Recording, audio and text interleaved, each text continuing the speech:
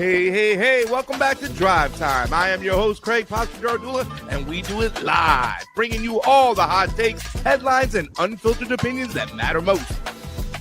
Whether you're stuck in traffic, cruising to work, or just chilling at home, we want to hear from you.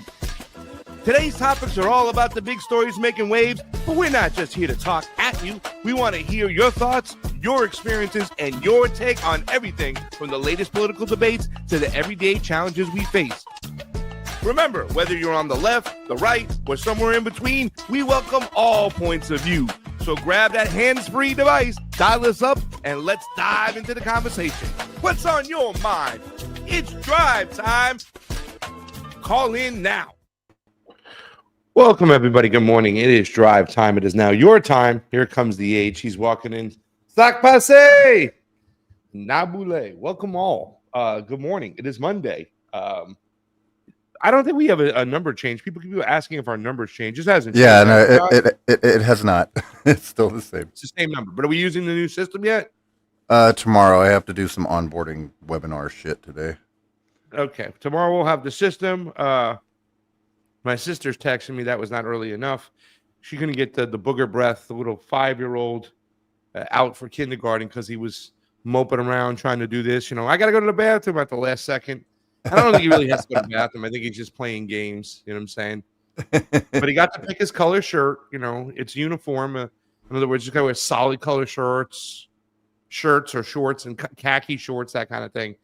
So my sister got different colors, like the rainbow of different colors. And, of course, his favorite Sprunky, he's into the Sprunkies. This kid's into music, so he's into these thing called the Sprunkies. Sprunky's kind of interesting. If you look it up, nobody really technically owns them. Some young, like 13-year-old kid created them online.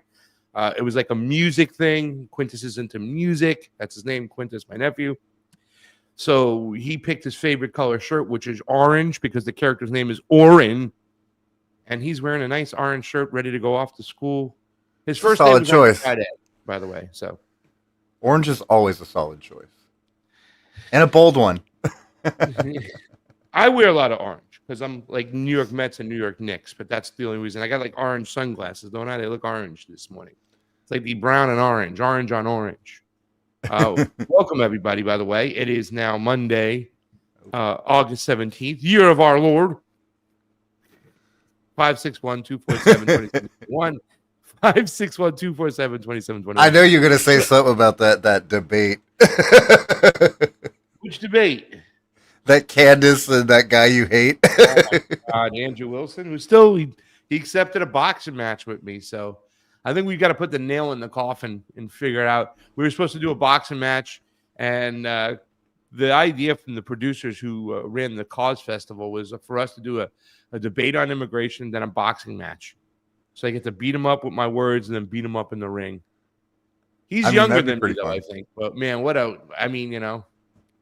People don't also know Andrew Wilson's camera guy is the guy who pretty much fucked us over on the second Lahaina movie. Is it? Freedom to tell you about that. Yeah, it was his camera guy. I met him at the Cause Fest. We did the first one together, and I was like, all right, I'm not liking this guy Andrew, because me and Andrew had like a blow up. I just met the guy. We started in this. I mean, if there's a definition of a person who's just a dick, trying to be a dick, it's Andrew. It says C. Andrew Wilson, right? Like, he's just that dick. And I'm pretty sure he's happy that everybody's talking about him. He doesn't care, good or bad, right? Like, as long as someone's talking about him. That's how small-minded and shallow that guy Andrew Wilson is, right? But then I did clip on, you know, I was kind of looking at some of the yapping, right?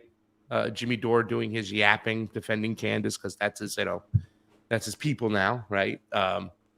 And then going over to Tim Cast and watching them just defend Andrew, because they're going to take the position as, you know, Andrew, because they're fucking tied into the Zionist entity. Definitely, Tim Cast is, what's his last name? Tim Tool, I like to call him. What a fucking shitty show.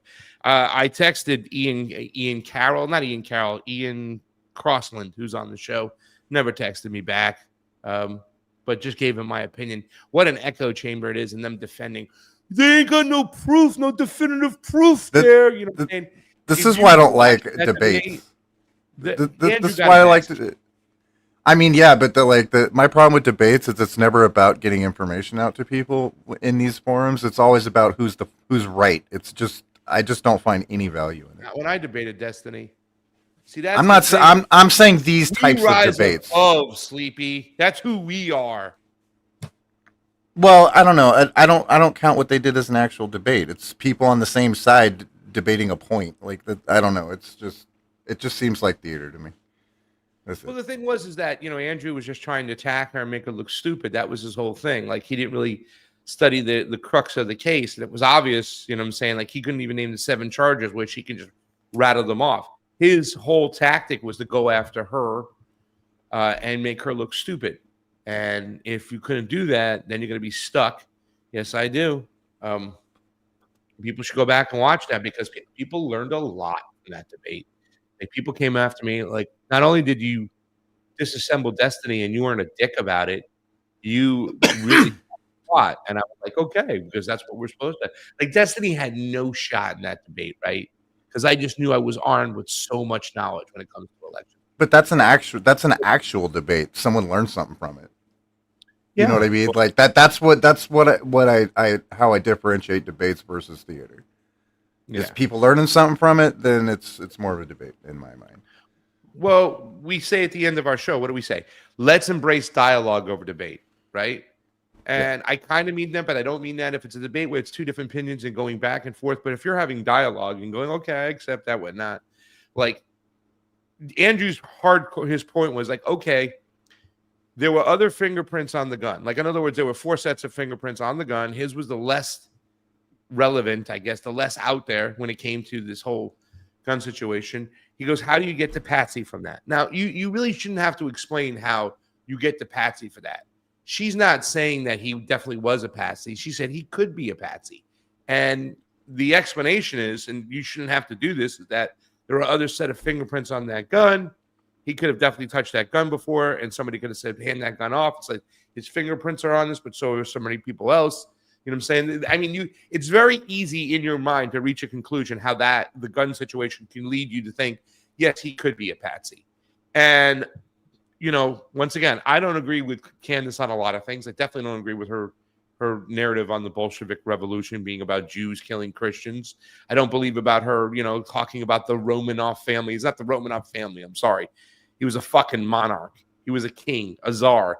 He was a brutal czar who starved out people, killed people. Sunday Bloody Sunday comes from what happened in Moscow when peaceful protesters led by a priest were gunned down and killed. So I don't agree with a lot of things that she's coming from. She is a pro-capitalist, theocrat Christian, which we're going to talk a little bit today because I did catch up. Boots on the ground. I did catch up with James Fishback.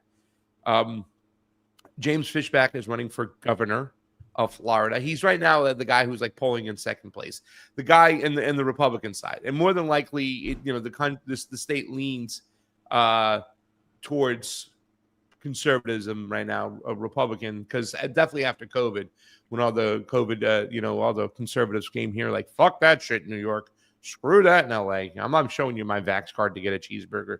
They all kind of like came on over to Florida, set up tents. Like my mom, when she did have her voice, it was funny. She was screaming, "These fucking New Yorkers!" I'm like, "Mom, we're in New York. We came here. That was a long time ago.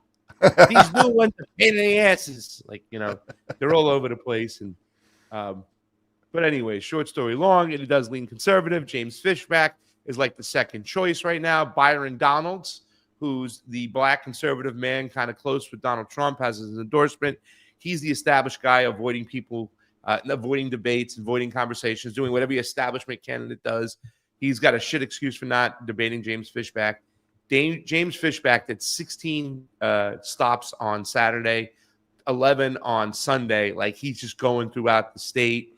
He's not afraid to have a conversation. He wasn't afraid to take questions with me.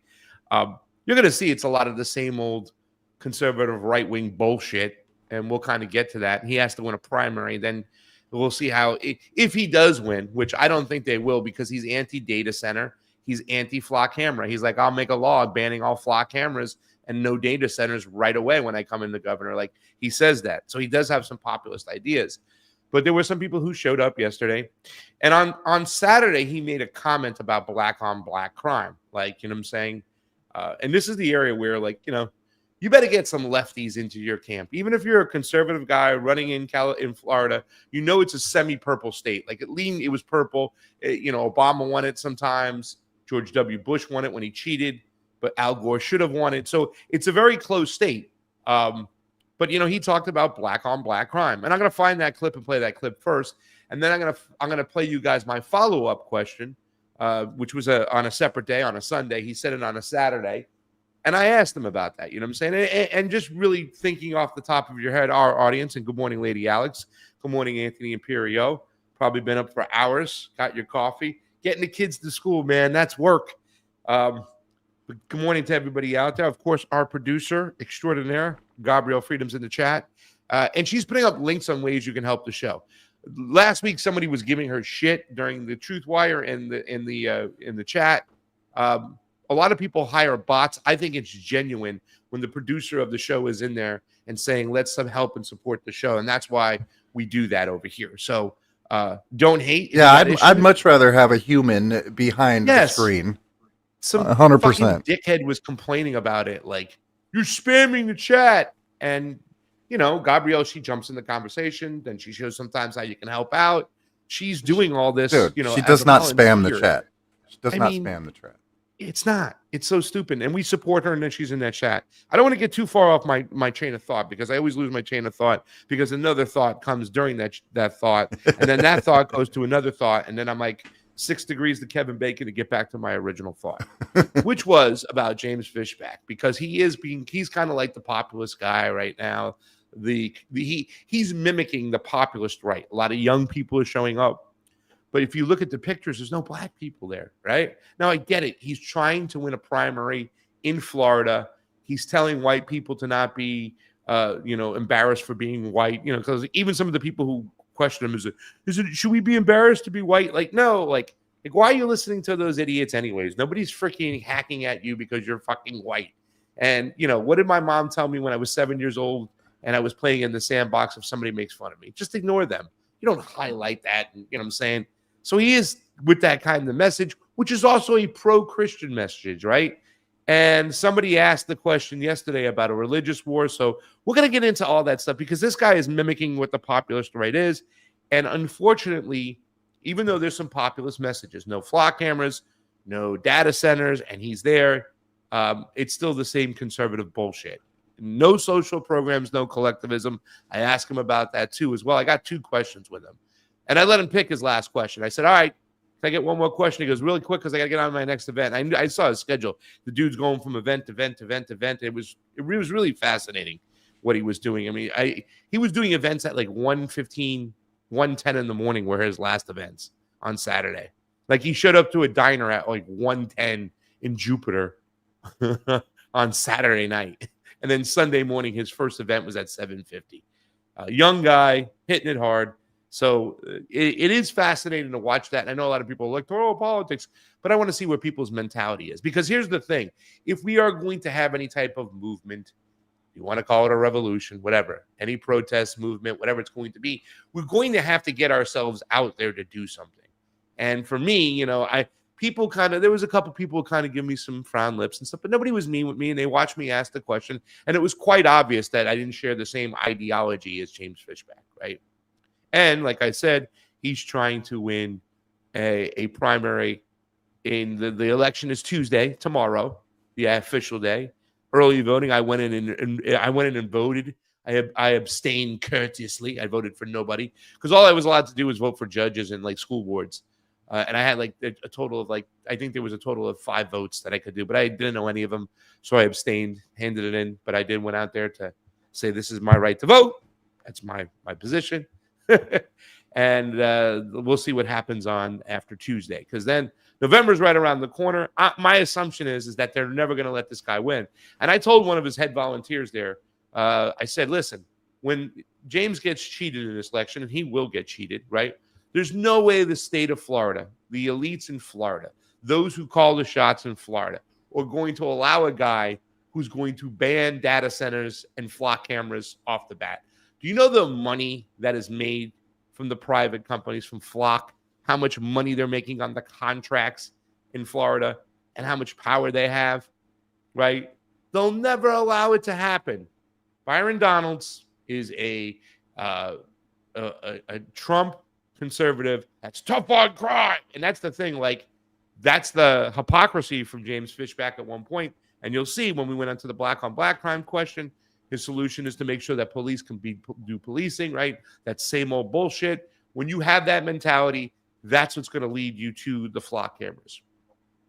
Sorry, conservatives, but you're a big part of the issue why there is Flock cameras. That's your tough on crime. You know, that's your not fighting for due process for what you consider to be illegal aliens. And, you know, they still got that whole illegal alien bullshit thing going on too as well. So that's what's going on. And we're going to play some clips from James Fishback today. Exile Knights of the Malta now. Good morning, my friend. It's good to see you. See you got up early. We're going to be watching for your attendance every day, sir, to make sure you're there on time. Fred Edward, of course, longtime follower, listener, supporter. I call Fred like a producer, you know what I'm saying, of sorts. The head producer of this show is obviously Gabrielle, but we have other people I consider to be producers because they're more than just people in the chat. Fred Edward is one of them. Thank you so much. Morning, EOK. Guys, let's do it. Let's have a good conversation. Why don't we start off with me playing some of the videos from Fishback? How about that? Does that sound like a plan? Let's do it. Let me get it ready. So before I play, in fact, let me do this. Before I play my question to James Fishback, let me play what he said on Saturday, so you have an idea. And he didn't back off it. Like, he doubled down too. When I asked him, he says, "I'm not going to be politically correct. I'm going to talk about this in the right way." It was kind of cool because two people showed up with goats I was at the Boca Raton library in Spanish River, and two people showed up with goats, little baby goats, and he held them. And it was kind of cool. But let me I'm going to get the clip. I got to look because here it is. All right. So this is, and then we can watch his answer, right? And I'm curious for you guys in the chats to jump in during this conversation in here. This is it right here, right now. Let's share this tab. This is it. And that's his running mate, because you pick your vice or whatever you call it, governor or whatnot, lieutenant governor, and you run on one ticket. And his name is Sean Lozano. I think he's a Cuban descent. We had a nice little conversation. It's not racist to observe every single teenager at these teen takeovers is black. As governor, I will stop the teen takeovers by arresting and charging anyone who participates and fining their mom, not dad. And that's the problem. $5,000. Enough is enough. I didn't even get into the fining part of it. You know what I'm saying? Because it was like gross, man. It is, right? That's so fucking gross. Let's listen to him, and then we'll listen to the follow-up. Byron is a shoo-in. He's blowing everyone away. Everyone. The threat to Byron is jolly, but Florida will remain red a very long time. I'm a huge DeSantis supporter. Yeah, this guy's a huge DeSantis supporter too, Marie. And he says if the DeSantis was running, but I wouldn't be so sure that Byron is blowing people away. That's what they told you. That's what they told you about that girl Hong. I forgot what city she was in, and she lost. So let's not count the chickens, because this guy's getting a lot of momentum here. And Byron Donalds was kind of acting like a shoo-in, avoiding confrontation, avoiding debates, avoiding the press. The guy hasn't debated anybody. That really kind of hits you, on the side. And this guy's turning out new voters. So this is James Fishback. This was his comment on Saturday about black on black crime. And then I'll show you, as I caught up with him on Sunday. You're watching Drive Time, guys, or listening to Drive Time. Give us a call, 561-247-2721. That's 561-247-2721. I say it's Bernie Sanders blackjack. Here we are. Good morning, everybody. It's not racist to observe that every single teenager was black. Every single teenager on Sunday was black. If we want to save black lives in the state of Florida, we have to confront the truth. Black on black violence is a problem. Black on black violence is a problem in the state of Florida, and I'm sick and tired of the political correctness. It's not racist to observe that every single teenager was black. Every single teenager on Sunday was black. If we want to save black lives in the state of Florida, we have to confront the truth. Black on black violence is a problem. Black on black violence is a problem in the state of Florida, and I'm sick and tired of the political correctness. Lady Alex, I can see you in the chat. If you want to call on in, I think it'll be a great time to have a good discussion. Everybody out there wants to have a good discussion. We're willing to do it. The number's 561-247-2721. And I'm going to go right into my question with him, right? So we can hear this. Sleepy, initial thoughts, though, when you hear James Fishback say those things. I don't know, man. The guy just seems like a turd. He seems like a fake-ass turd to me. I don't know. I didn't like what he said. It was gross. He framed it like shit. I think that the point is you have to be a fake-ass turd to win a primary, I think. And the way the system's set up, there's no open primaries, right? It's Republican versus Democrat. It's very hard for anybody off the ballot to even win. The Florida elections are so fucking rigged anyways. It's ridiculous. And I told, like I told James, I said, okay, listen, this guy does have populist ideas, right? He's like, I'm going to make a bill. I'm going to ban flock cameras, and I'm going to ban data centers from Florida, right? I want somebody to do that. I want the governor to ban flock cameras. I want a governor to make sure there's no data centers. I know that I'm not going to share a lot of ideology with this guy, but I don't want those fucking things out there. And I think, this is an issue we can all coalesce around. Go ahead, buddy. It's a campaign promise. He ain't going to do none of those things. Let's be real. Well, I don't think they're going to let him get in there. Is what I think. That's the reason why we do have a call. All right, caller, listen to this real quickly. I'm going to play this as a quick 2 minutes, 17 seconds, and we'll jump to you. Guys, you're listening or watching to Drive Time. Here is James Fishback answering my question, boots on the ground. All right, Gabrielle, she loves saying that. We got our boots on the ground, and we asked this guy, hey, what's up with this black on black shit? You're listening to Drive Time. James, so I want to ask you a little bit of a question because there was a little bit of a, you mind if I'm storming under too close? Gotcha. So there was some controversy on a tweet yesterday that was kind of out there. You said something about black on black crime. Yes. But according to statistics, most crimes are committed within their own communities. So by those metrics, white on white crime would be a problem. Yellow crime would be a problem. Why did you single out black on black crime? And do you think that might be a reason why there hasn't been a lot of diversity at your rallies? Because I looked at the pictures yesterday and I didn't see any black people. And I got to say that he put up pictures from 4 different events. He put up a couple pictures. I saw 2 black people the whole time out of pictures at like 10 events. It's mostly white conservative Christians that are showing up for this guy. Just want to point that out. I'm not trying to weaponize anything. I'm just asking a sincere question because if you do win the primary, you're going to have to get a lot of those votes, those same votes that Donald Trump got. How do you plan on doing that? And what is your statement on the black on black crime? Black on black crime is a major problem. We've seen teen takeovers destroy parts of Broward County, Orlando, Tampa. It's actually out of love for black Floridians that I don't want to see them get caught up in the kind of urban gun violence that takes place in Lake Worth and Riviera Beach, in Pahokee, in Belle Glade. It's a real problem. And honestly, the only people, and I say this with all due respect, the only people that are shooting and killing their own kind are black Floridians right now. We need to step up for them. We need to protect their communities, and that means surging law enforcement. Not statistically, white people commit crimes against other white people at a high rate too as well. Like I said, most crimes, especially violent crimes, are committed within their own communities. So white on white crime would also be a problem if you look at that. I mean, look, we can parse the statistics. What you're talking about is percentages as opposed to magnitude. How many white on white shootings were there in Wellington last year? How many black on black shootings were there at Riviera Beach?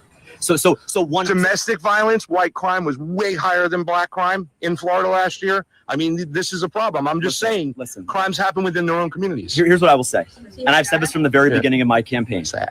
All lives matter. If there is a child that gets gunned down in Belle Glade, Pahokee, Lake Worth, or Riviera Beach, it is the same life regardless of the color of their skin. And the way you protect them is by backing law enforcement and getting criminals off the streets. Okay, thank you. So I ended with that. I could have pushed back. I was going to say, what are you going to do? Put more cops on the street, tough on crime? Isn't this what led to flock hammers to begin with in the first place? In all fairness, too, he is trying to win a Republican primary. I don't know if that's excusing him, but I don't like these particular answers. But I thought it was important that we show up and ask him those questions. Alice, I'm just going to give you a quick hello, and then we're going to get to the call. Thank you. All right, so caller, Alex is here with us. I'm Craig Pasta Jardula, Sleepy J on the ones and twos. Everybody hanging on the chat, do us that favor, like and share. Caller, who are you and where are you calling from? Who are you and what do you do? Remember that? This is Alex from Albuquerque. Hey. What's up? How are you? AKA. Hey, people. So you're making some comments. Before the crack of dawn. You're up early, but that's nurse life. Well, even if you're retired. After getting up so early all those years, doing the nursing, starting work at 6 or 7 a.m. and having to get up at 5. So that's the way it is forever, I guess. So anyway. So you've been in the chat. Hi, Alex. Hi. Mm-hmm. See? Our audience, even though they disagree with Alex, they still show you love because that's the type of peeps we are. I love that. I know, right? Let's get into this, though, because you've been saying some stuff in the chat. You said something about red versus blue. Why are people having that mentality? Go ahead. You have the floor, madame.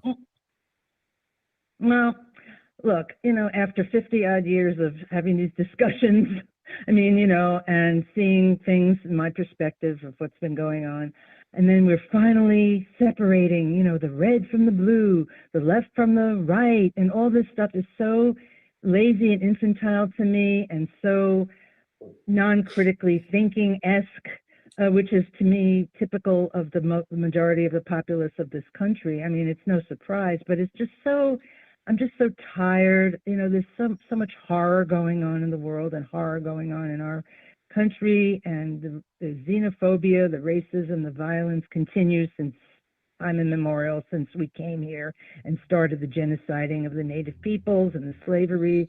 And here we are now.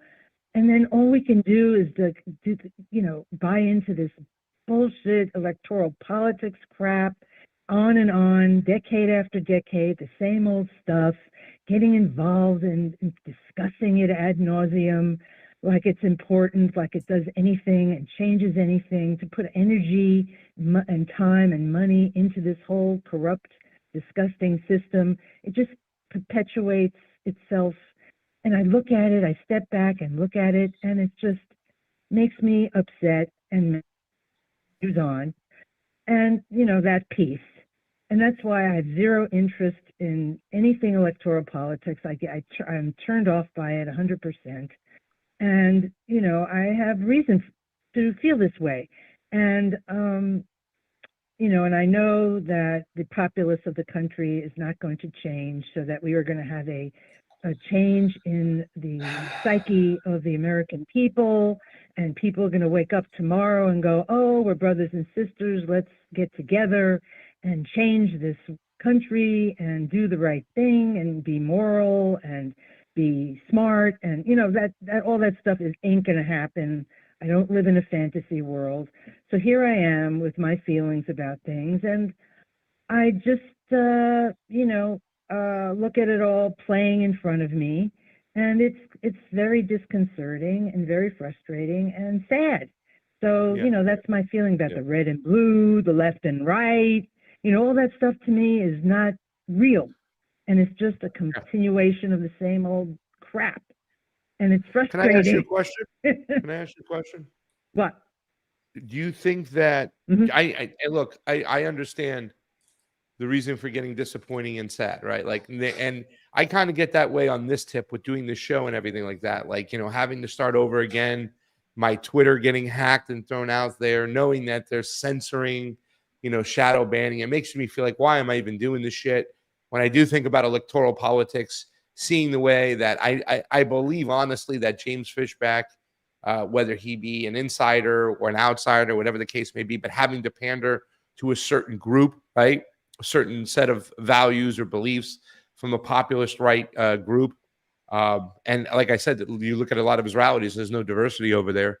I understand how that can be upsetting, but I just constantly think about solutions when it comes to the news thing, the internet thing. All I continue to do is can continue to do is wake up, get up here, get with you guys and speak. And I can't let the noise bother me, right? Because what happens then? Then I just I agree. capitulate, kind of like surrender state. Same thing with the politics, right? Like I get it.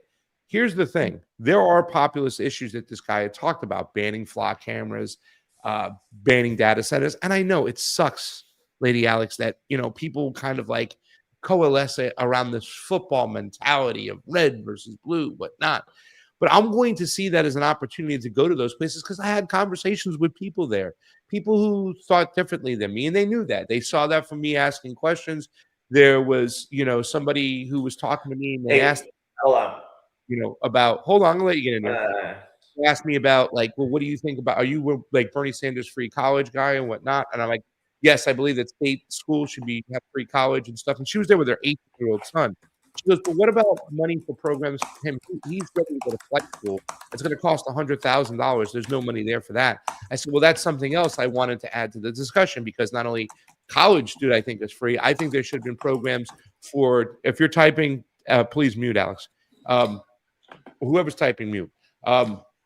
There should be money for people out there who are going to do things in society, whether it's cleaning pools, plumbing, electrician and stuff. I believe that we should take care of our workforce, our youth, and really help them for the future to build a good society. But they don't want that. So she liked the idea as a conservative that I still wanted to find a way for, because she had mentioned to me, well, they have all this money for LGBT stuff and transitioning stuff. I'm like, listen, I'm not going to speak to that. I don't know exactly what's going on. I'm sure she blew it out of proportion. But I also gave her my opinion and saying, well, as a whole, this is what I think. She goes, well, we never hear that side of the discussion, Lady Alex, right? She's like, we never hear people say that stuff. We hear just free school, that's it, yada, yada, yada. We got to pay for it. We don't hear the intellectual, the gray area talks. So I think that at these particular rallies or whatever, and Andrew had also talked about, Andrew on Friday, right, that what we need to do is we need to pick up the momentum from these events, from these campaigns, and make sure that's moving forward in a unified message. So instead of saying the campaign's over, drop the ball, go on home, being able to take those people who have common thoughts about it, common opinions, right, come together on stuff, talk about the things we don't agree with, and find a way to continue to build a movement. And that's also showing people, more importantly, I'm going to hand it to you, and then we'll let our guest, our co-host, and everybody else talk. Just find a way that, we can push back and talk about the things we don't agree on and find commonality. So, Alex, Stranger, do you want to jump on in, or do you want do you want to hear from Lady Alex first, Alex? let me jump in first about this James Fishback guy with the populism and whatnot, right? Obviously, banning flock cameras and data centers is a popular issue, right? Like it's an issue that by and large I'm going to support, especially when it comes to the flock cameras. I mean, data centers, you're going to have to build them. It's just a matter of where you build them. And if anything, I don't understand why they're not just building them in like Antarctica or something like that, because no one's living there. So why not build the data centers in places where nobody lives instead of in like a small town where that just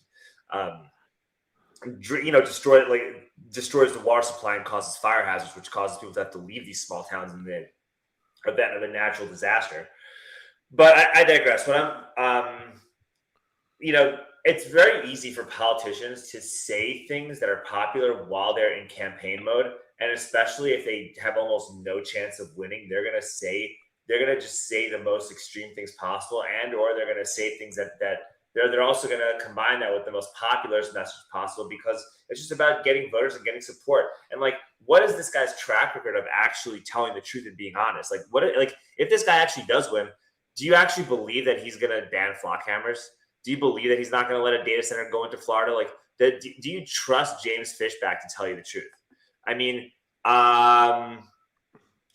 this is a guy, a federal judge orders him to pay Greenlight Capital $230,000 for defaulting on promissory notes that were tied to his employment. He had a false charity match scheme where court filings alleged that he falsifies evidence of his own charitable contributions to obtain a $10,000 matching donation from Greenlight for his nonprofit that might not even exist. Yeah. All right, let's let the caller call. Sure, but like with this guy like Fishback, like everybody says things that like that sound appealing and that sound great, but like you're just like, how do you know that you're not being lied to? Like Trump campaigned on like making America healthy again. I'm not depending on the candidate. I'm saying there's a movement of people who do feel that flock cameras and data centers are going to these events that you can connect with. That's what I'm talking I agree. About. I agree with that. I actually agree. Yeah, I wish that like talking about. I wish that in Texas, like Tallarico would speak about that more. I mean, like I haven't heard, I heard him on Rogan and he sounded great on Rogan, but like because the establishment line, Alex, is flock cameras are okay because of the conservative stuff on crime, and data centers are necessary because we got to beat out China. Let's get to our caller, and I'll let you respond. Lady Alex is on the line. She got up early and called in, so let's listen to her. Well, there's a couple of things. First, as you know how I feel about politics and all these things, and they're all full of shit, and they're going to scream out something that will light the fire under the people that they wanted them to vote for them. So this flock camera thing is a big white person. It affects everybody, but it's really inconveniencing a lot of white people, and so they're out in droves. So they don't want this to be near their HOAs, etc. And I'm sorry for being cynical, but I have good reason to be this way. So that's one piece. So it's all the same BS. Nothing new with any of these politicians whatsoever. Look at what the Democrats did. What happened with freedom of abortion rights? What happened with that? Oh, so it's like back and forth, onward, that came up yesterday too, Lady into Alex. The future with what was that? That came up too yesterday, the question of like that he showed that he was a hardcore, like somebody had mentioned, I'm going to probably play it about there's a religious war going on, and he kind of agreed to it. Somebody asked about abortion. He's like, it's murder. So it's like all the bullshit was out there, all those and that's why people still kind of cling to like, I'm Donald Trump all the way, because they think he aligns with their ideology, and they are not understanding what's going on. And that's the frustrating part for me too, as well, Lady Alex. Yeah, the whole thing with throwing out things like this guy with the flock cameras. He knows people, his white constituents, and there's certain people that he wants to vote for him are upset about it, sure. And the same thing with the Dems, they're throwing out women's rights and the Pink Pussy Hat Brigade. And of course, what became of that? So to me, it's all the same, just different takes on the same BS. That's what I was saying at the beginning, this whole political stuff and this whole thing. And it just I just I know that you're doing, we have to, I don't do anything knowing that it's going to change anything. I know you have a lot of energy and you're out there doing your thing, and that's great, but I don't do anything that I feel is going to cause change anymore. I do it because I feel like I have to do something, and it makes me feel like I'm out in the world with other people for my own individual personal reasons, going out and doing actions and maybe protesting and getting involved with certain things. But it's funny because I'm part of the Jewish Voice for Peace Albuquerque group, and you know who they are, right? They're mostly Jew. And I don't agree with a lot of this stuff. Like, I'm considered more like a radical in that group, which is hysterical. A lot of them still are, accept it, isn't but you joined the group and you're in the group. No. Wait, but Lady Alex, I don't mean to cut you off, but you're in that group, right? I don't mean to cut you off, but I think it's an important point. It's also kind of entertaining for the audience too, to listen as well. But you're in that group. You just said that, you don't do a lot of things because you think it's going to affect change. You do it to kind of get out there. Like there's something inside of you that's motivating you and making you do that. And once again, I'm sorry for cutting you off. I don't mean to do that, but I want to stay right here with this Jewish Voice for Peace. Surely you must think it makes some bit of difference or something, that there's a reason why you're motivated to go. Otherwise you wouldn't go at all. No? Or I do it because it's the right, like I do things because it's the right thing to do. I do it to connect with others so I don't feel isolated in the world because there's so much horror going on. but I don't do it because I think it's going to change people or change the world or cause the change that needs to happen. Those things are not part of the reasoning why I do it. That's just basically the truth. There are many, people say, what are your solutions then? You're complaining about all this stuff, you're talking about there are solutions, but those solutions will never come to pass, so that's okay. I accept that. So I do it for purely selfish motives, the things that I do, to keep my sanity and to connect with other like-minded people. But it's funny, like within the group, there's we have meetings monthly, and I don't feel the same way about, there are people that are into electoral politics, and there are people that are very active in trying to get Palantir not connected to local, have anybody connected to Palantir, and it's great. Like the local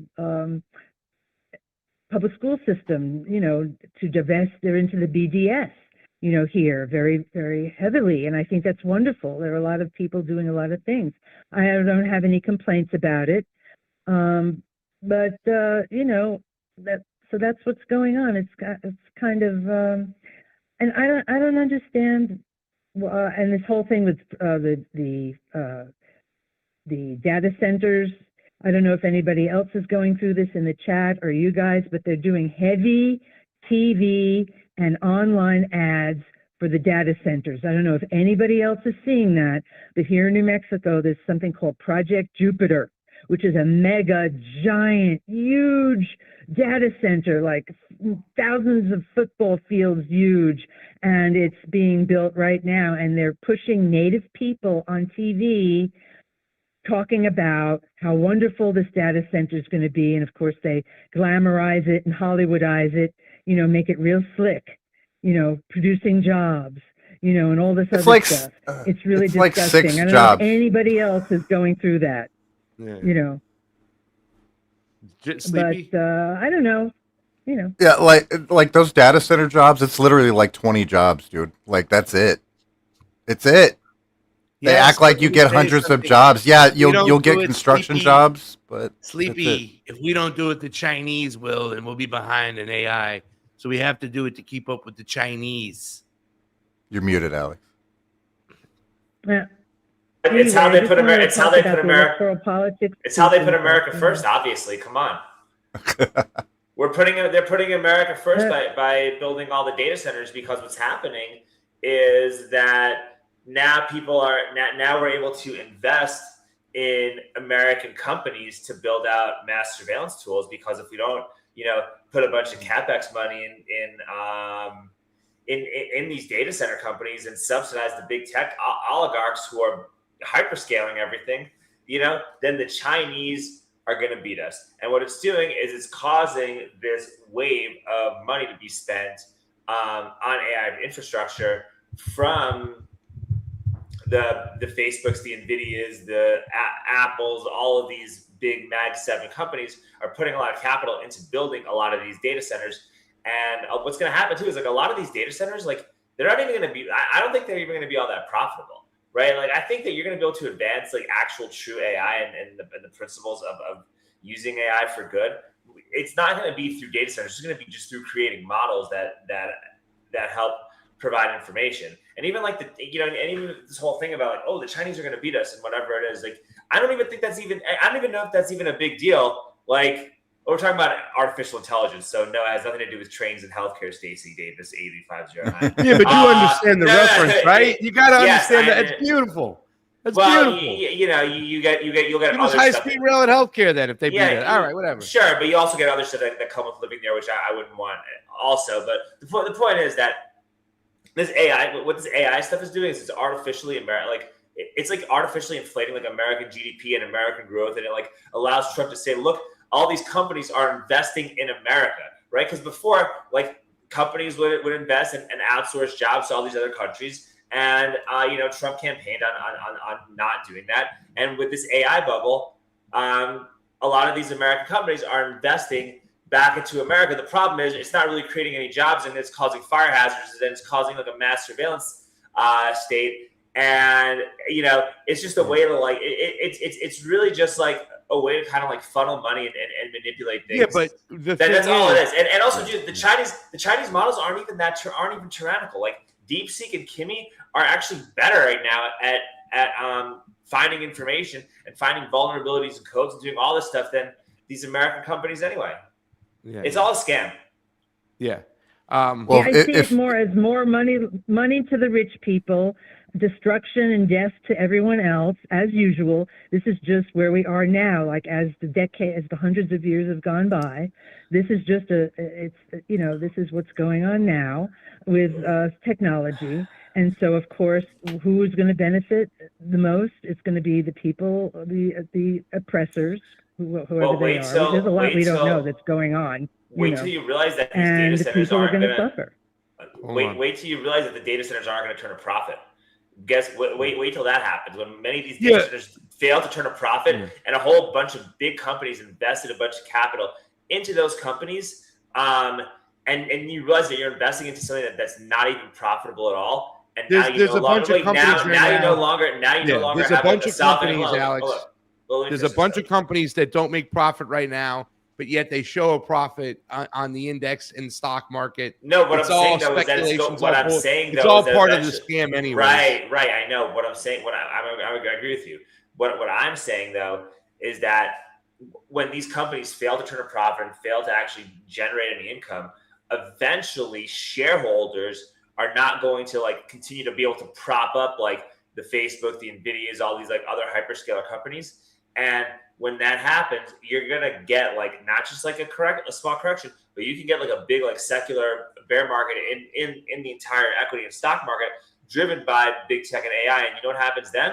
Then the government will start bailing out the Facebook. That's all that will happen. Yeah, so that's the same movie over and over again. Yeah. All right, let's hold on. No, okay, Stace. One last thing about Alex, revolution, and then I'll go. Oh, yeah, the whole thing is... Take the last 60 seconds. Hold on one second, Lady Alex. I just want to remind everybody, numbers 561-247-2721. We're speaking about flock cameras, data centers, electoral politics, the whole 9 yards. We're going to give Lady Alex the last 60 seconds, and then we'll take the next caller. Thank you for calling in, by the way, Lady Alex. Go ahead. Just as an aside, your New Jersey accent warms the cockles of my New York City heart. And I don't even know what a cockle of a heart is, but that's another discussion. Anyway, this whole thing about revolution and civil war in the United States and all that's all bullshit too. Most people are very reactionary in this culture, so people are gonna, if there's a draft, people will get out there and protest. We don't want the draft. People are, it's like and, people are not going to, the psyche of this culture is not going to change. We are a very, it's just something that who we are. This is who it's in the DNA, it's in the society from what has happened since we got here, whatever it is. And also, I'm going to throw in white supremacy, imperialism, and settler colonialism. All that, to me, is at the apex of what's going on and everything underneath.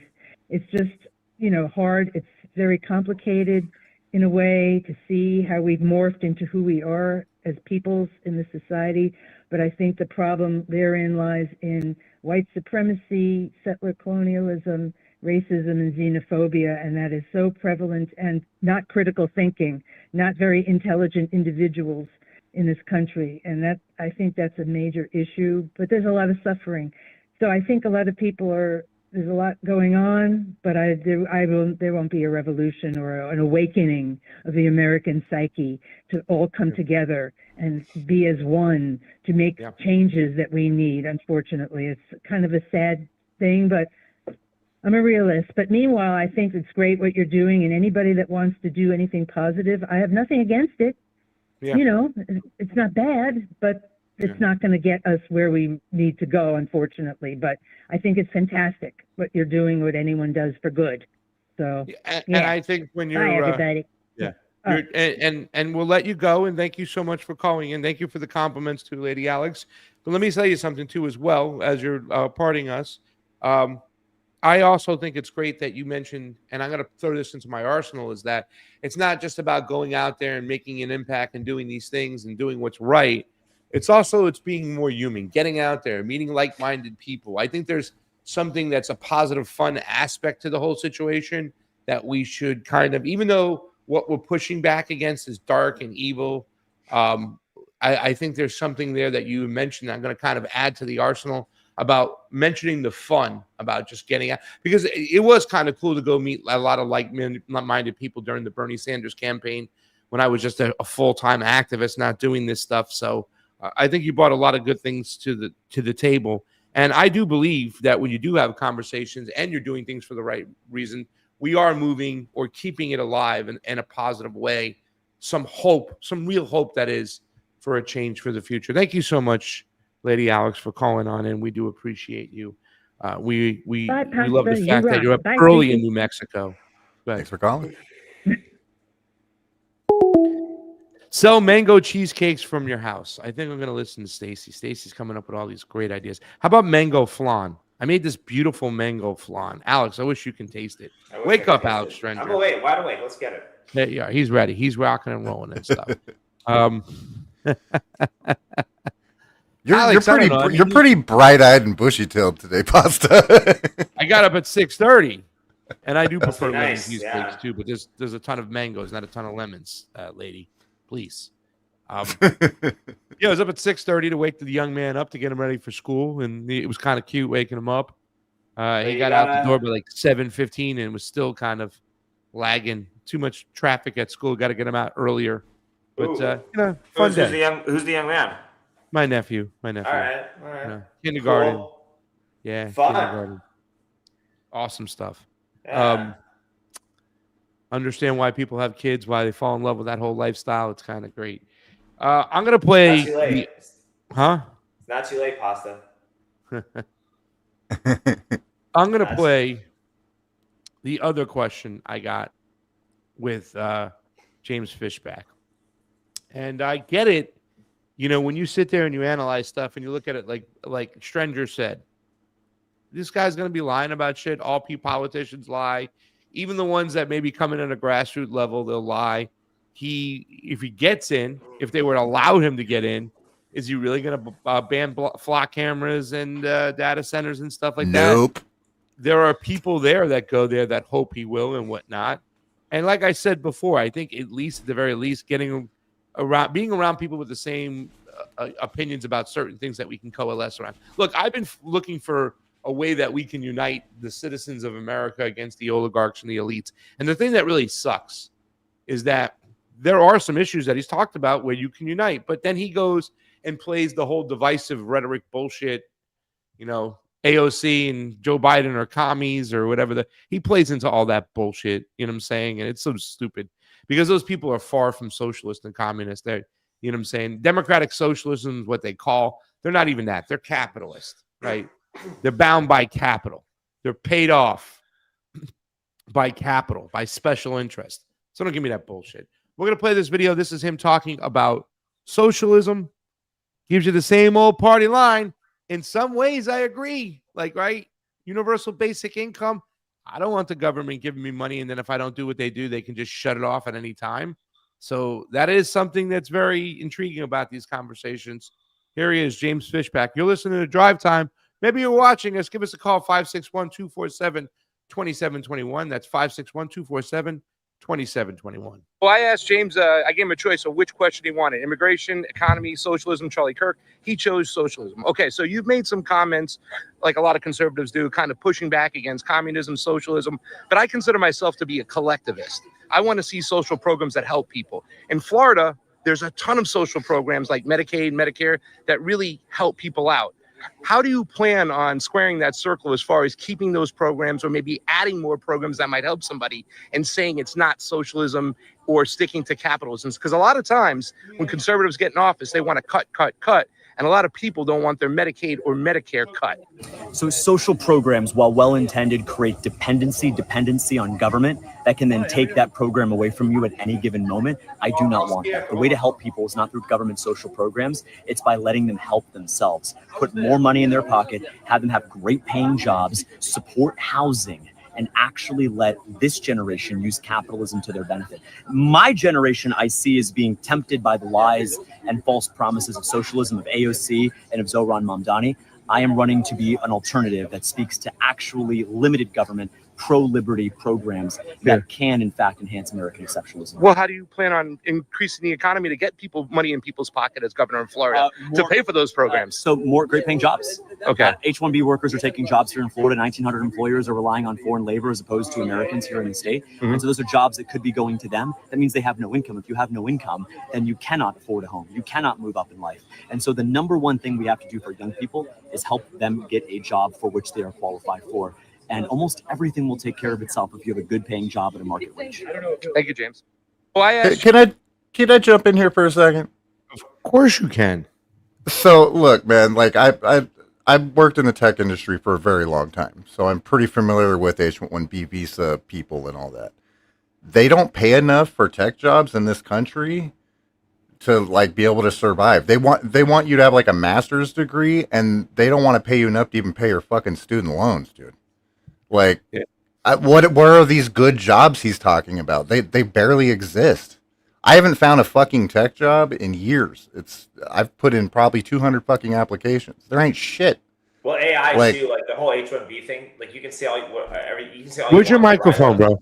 Right here. You could say all you want about. Was that better? I think Little it bit. might be using a different mic. Yeah, But it's keep not. going. We can hear you. Okay. It's just echoey. All right. You can say all you want about the H-1B visas because it's going to rile up a certain base and a certain group of people who have like very right-wing beliefs and whatnot, right? But like, if the alternative is artificial intelligence replacing those jobs, and a bunch of these guys in the tech sector are losing their jobs to AI at a record pace, like everything that this guy is saying is just. It's Bullshit. basically like, hey, it's all bullshit. It's all bullshit. It's just like, hey, let's just go after immigrants. Like that's really all that it's saying. It's like, hey, we're gonna blame immigrants for the problem that automation is causing. It's not just automation though. It's like. But for jobs, it's automate. For jobs, a lot of it is automation. Like a big reason why a lot of these tech jobs don't exist anymore is because an LLM can just do those jobs better, and that's just how it is. Like we're gonna evolve, and part of capitalism. Which job? Things Which job? Because a lot of those H-1B visas are cooks and chefs and other things. So all those jobs will not be taken away by AI. Wait, H-1Bs? No, I thought I think he's talking about the H-1B visas that do the white collar tech stuff. There's a bunch. He said there's like 1,900. They were taking like people for cooking jobs too, as well. It's across the board. A lot of jobs. They were taking software and computer programmers too. Yeah, but honestly, the cooking stuff actually makes sense because you will just hire an American worker and pay them a better wage as a result of that. So I don't even know that I had necessarily a problem with like the cooking jobs and the blue collar stuff going to Americans. I think that's actually a good thing for workers. But when he talks about like creating more good paying jobs in tech in general, like from the white collar side, it's all bullshit because so many of these white collar jobs are going to be automated by AI anyway. So it's just a way to it's a way to like disguise. It's like a way to be like, hey, look over here, now look over there. You know, it's like an illusion. 561-247-2721. That's 561-247-2721. We're taking your phone calls. We're talking a little bit about everything we mentioned about James Fishback, kind of talking about conservatives, liberals, all the red team, blue team stuff. Yeah. It's all theater.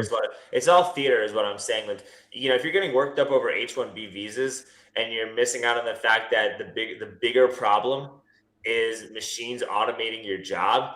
And you know, that's not the bigger problem.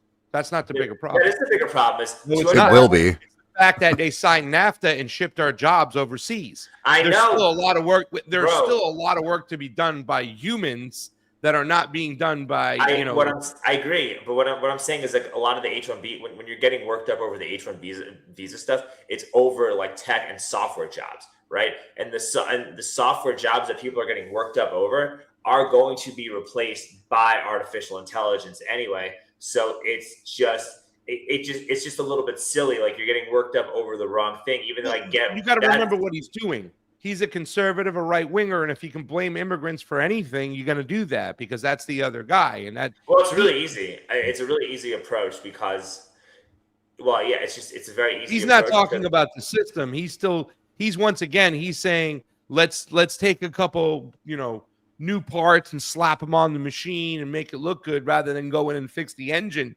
and blow up the whole system. He's trying to win a primary within the system, and he's trying to get primary conservative votes. So he's talking their language, right? Yeah, and if you blame immigrants for some reason, the populist right in this country likes to blame immigrants for everything, right? Because they don't have really serious discussions about it. So if you blame the H-1B visas, you're blaming once again. We got to give the jobs that we give to the immigrants to the people. That's a fucking talking point from the right wing. It always is. All right, we got a caller. Yeah. Last comment, Hello, Alex? it's Wesley. What's up? Yeah. Wesley's on the line. You want to say anything? You want to listen to Wesley? Listen to Wesley. Let's see what he's got to say. All right. See, I was going to give him the last 30 seconds, but he said, no, if it's Wesley, that's a smart guy. Let's listen to him. What part of Florida are you calling from, Wesley? Oh, like the Claremont area. Have you? What do you think about this guy? You technically can vote for him, right? Well, maybe not in the primary, but I haven't really thought that much about him, just because I don't, the amount of exposure I get to anybody, and I wish I learned more about alternative campaigns in the state of Florida, but you just don't hear it on the news. It gets no coverage. So, I want to see Gloria Jones have something to say about it too. Like, I missed the slow news day stuff. Yeah. Hey, Wes, right? Wesley. What do you think this guy's chances of actually? What do you think this guy's chances of actually winning are? I don't know. I've never voted for a winner yet, really, so I don't. No, so most people don't live on the internet, right? And so a lot of times, if you're spending all your time online in these circles, you have a diluted opinion of, what's real and what isn't. So you said you don't really spend that much time online. I'm trying to spend a lot less time online because of just a new set of responsibilities. Just based on being out in the real world, living in Florida, do people actually talk about James Fishback? And if so, what do they say? I wouldn't know. I am more of an online guy, actually, but I don't I just don't know of any parties. There's no other there's very little option is what I'm saying that I hear of it, like third party stuff. But I did notice, if you look at the numbers of people who voted third party in the last primary or last main election, there was 1,700. It's such a low number. It was really hard to believe that those shit candidates, third party votes weren't going elsewhere. Yeah. Candidates. Shit candidates. That was by design. That whole libertarian thing. I know Dave would call and be like, "Hey, it's captured. It almost seems like it, man." They had some lively debate over there at that libertarian convention, but nothing really came of it. Wesley, I know you had something else to talk about, not just kind of James Fishback. Did you want to throw something else at us? Both the immigration issue and the cameras. I think the flock camera that story needs to be expanded in just what powers cameras have, because you see these blurry ones from the Charlie Kirk shooting and stuff like that, and what you need to do is look at the U2 camera video where they have the fan cam, and you could zoom in on the face of everybody in the whole stadium. Just pick a person and zoom all the way in. The powers that they have in cameras nowadays is amazing, and they're selling it short. I think we're seeing a false narrative going on here with what we're being shown as this is proof. And I also think that there's other camera stories along that line that could really be illuminating to the conversation of what cameras actually are. And so you think if the camera, hold on a second. So you're saying if we highlight what the camera actually does, it's going to change the conversation, and we'll even get more pushback against flock cameras if we understand the beast behind the beast on a chain. I should say. Exactly. And the fact that they're lying to you as to like, this is the clarity we get. It's not. They get way higher clarity than that. And there's also another thing I was thinking, what if you took a Sharpie and drew, like, just looked up a stolen car license plate and wrote it and put it on the back of your bike and rode past the thing? Then you'd have cops showing up at all these different flock cams for you could put one on the back of a goat and walk it by and see whether they show up as a stolen car. I just thought that would be funny. People are thinking about new ways to block these things, mess with police and stuff. By the way, Judge Knapp does a show every Wednesday. Judge Knapp goes on Gerald Salente's show, and Gerald Salente kind of drives the bus and talks about, it's kind of interesting because you see, Judge Napolitano, he's usually the interviewer. He's leading the conversation, kind of what I do here, right? And he's directing the conversation, whatnot. But when he goes on with Gerald, he becomes the interviewed, not the interviewee. And they were going over an article he wrote, and he was mentioning that some of these cameras, to Wesley's point, they'll be able to see what you had on your phone that was sitting face up in the driver's seat, and they'll be able to record that stuff. That's how good these cameras are. So I think there is a little movement out there talking about it. This is something that when I thought that he had mentioned and I talked about when I went to Minnesota, when you walk by an ICE agent, it would scan your whole face. It would take all your data, whatnot, because to set up a grid, and this is what they tell the conservatives, and the conservatives go along with this in America, that, we're out there trying to catch the illegal immigrant, and they'd mentioned about, I don't think any illegal immigrant can vote. James Fishback has his opinion. The birthright citizen thing, if it's an illegal alien having a kid here in the United States, that kid shouldn't be illegal. It's all that shit. Same fucking point of views. But it would scan your whole face, and to set up the system, Wesley, you couldn't just label the illegal immigrant or undocumented worker, whatever you want to call that person. I don't like calling anybody illegal, but you have to put everybody on the grid, right? Me, Alex, you, everybody who goes in that area. So we're all being tracked and traced. There's no way to get away from that. And when people understand that even though they try to sell you, the target is to stop crime, is to get the criminal. No, you're going on the grid too. So if people understand that, then maybe there would be even more pushback against flock cameras. 100%. I agree with go that. right ahead.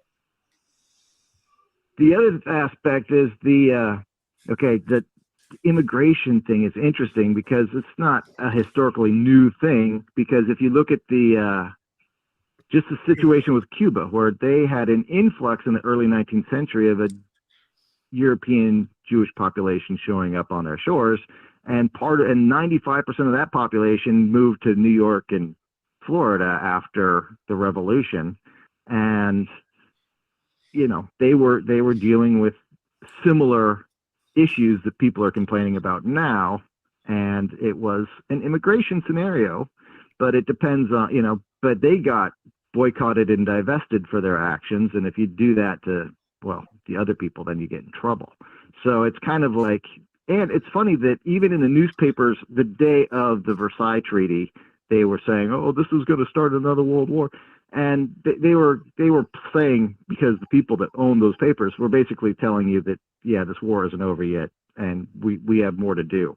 And then World War II happened. So there's kind of the whole, this is a program. We're dealing with something. It's hard to recognize the beast. It's the, like the octopus murders. Like that, the whole thing is an octopus, and it's hard to know what you're dealing with because you only see a tentacle here and there sticking out from the blanket.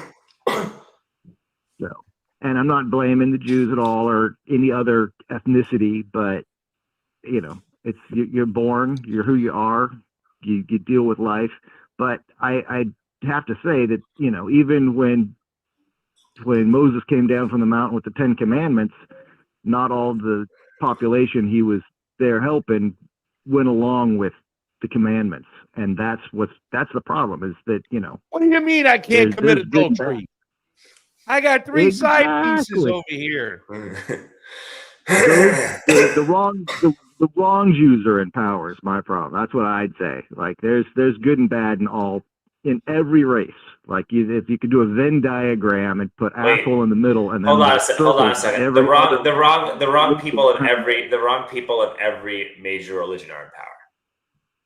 Exactly. And you know what's an interesting to look into is like how they control the media, or they, them, whoever. But if you look at just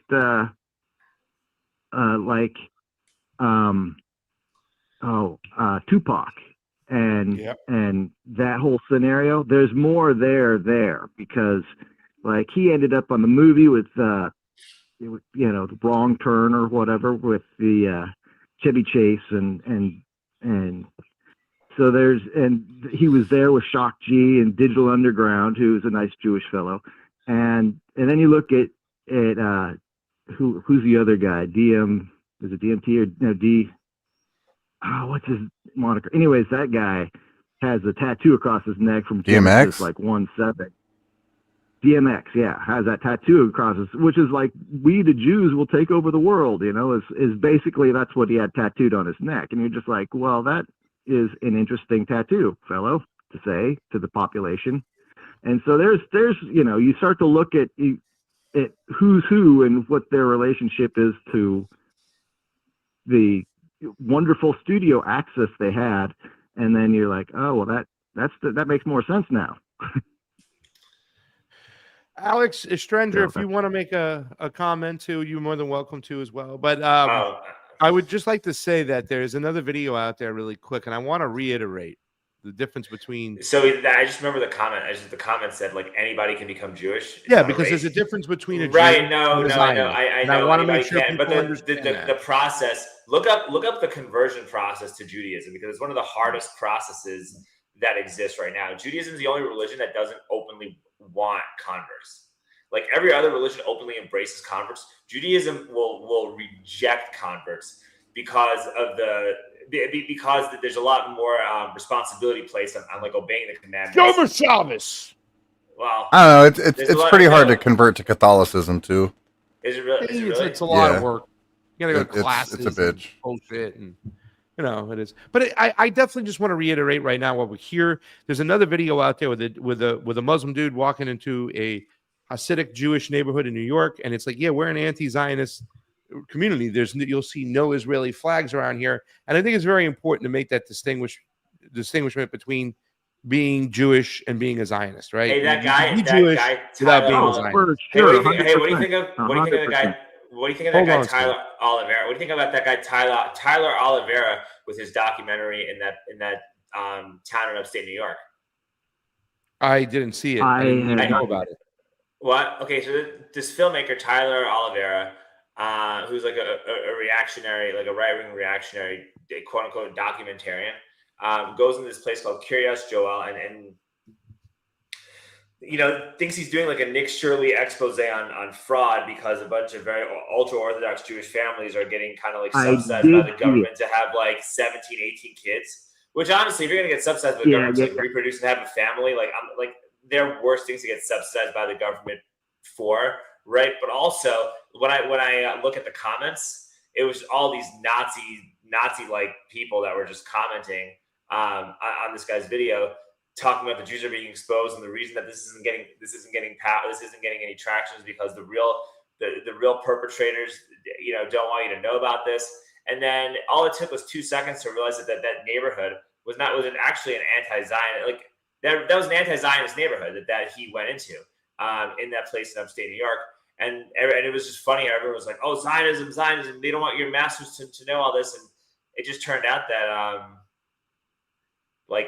that community is exposing doesn't even support Zionism anyway. So it's all silly. It is, yeah. Wesley. And there, but that one, he wasn't saying that they were Zionists. He was saying that they were using the system to say, he was comparing and contrasting it to the Somali community and how they are getting so much welfare and all this and working the system, basically like, hello, This here is a type of welfare queen right here. It's a Jewish welfare queen. Yeah, I Which mean, is, regardless. it's a little crazy, but also, I'm not even talking about him. I'm talking about the comments on the video. I'm just referring to I the didn't see comments. the comments. Yeah, if you could, like, if you That just is like the wind video up, with the big hat for $5,000. yeah. Yeah. I think I did remember seeing some of that stuff now. By the way, we do have a hotspot video I can play real quick and we can talk about it real quick. That's interesting as well. But I mean, when you talk about the Somali community, why are they here? You know that Donald Trump has bombed that country more than any other president. And that was one of the reasons why they were kind of bringing up the whole fraudulent thing. I think 40 Somalians got arrested with one ringleader, one white Karen from the Democratic Party that was also the head of the snake when they were doing that stuff. But 40. There's a community of 110,000. And you're going to persecute a whole community because of 40. And a lot of them are here because they seek refugee status because we've bombed their neighborhoods. They're here because of American interaction again. Somaliland, right? That's the opposition to the government over there that's been supported by Israel, supported by the United States militarily. They have rare minerals there as well, so we want them.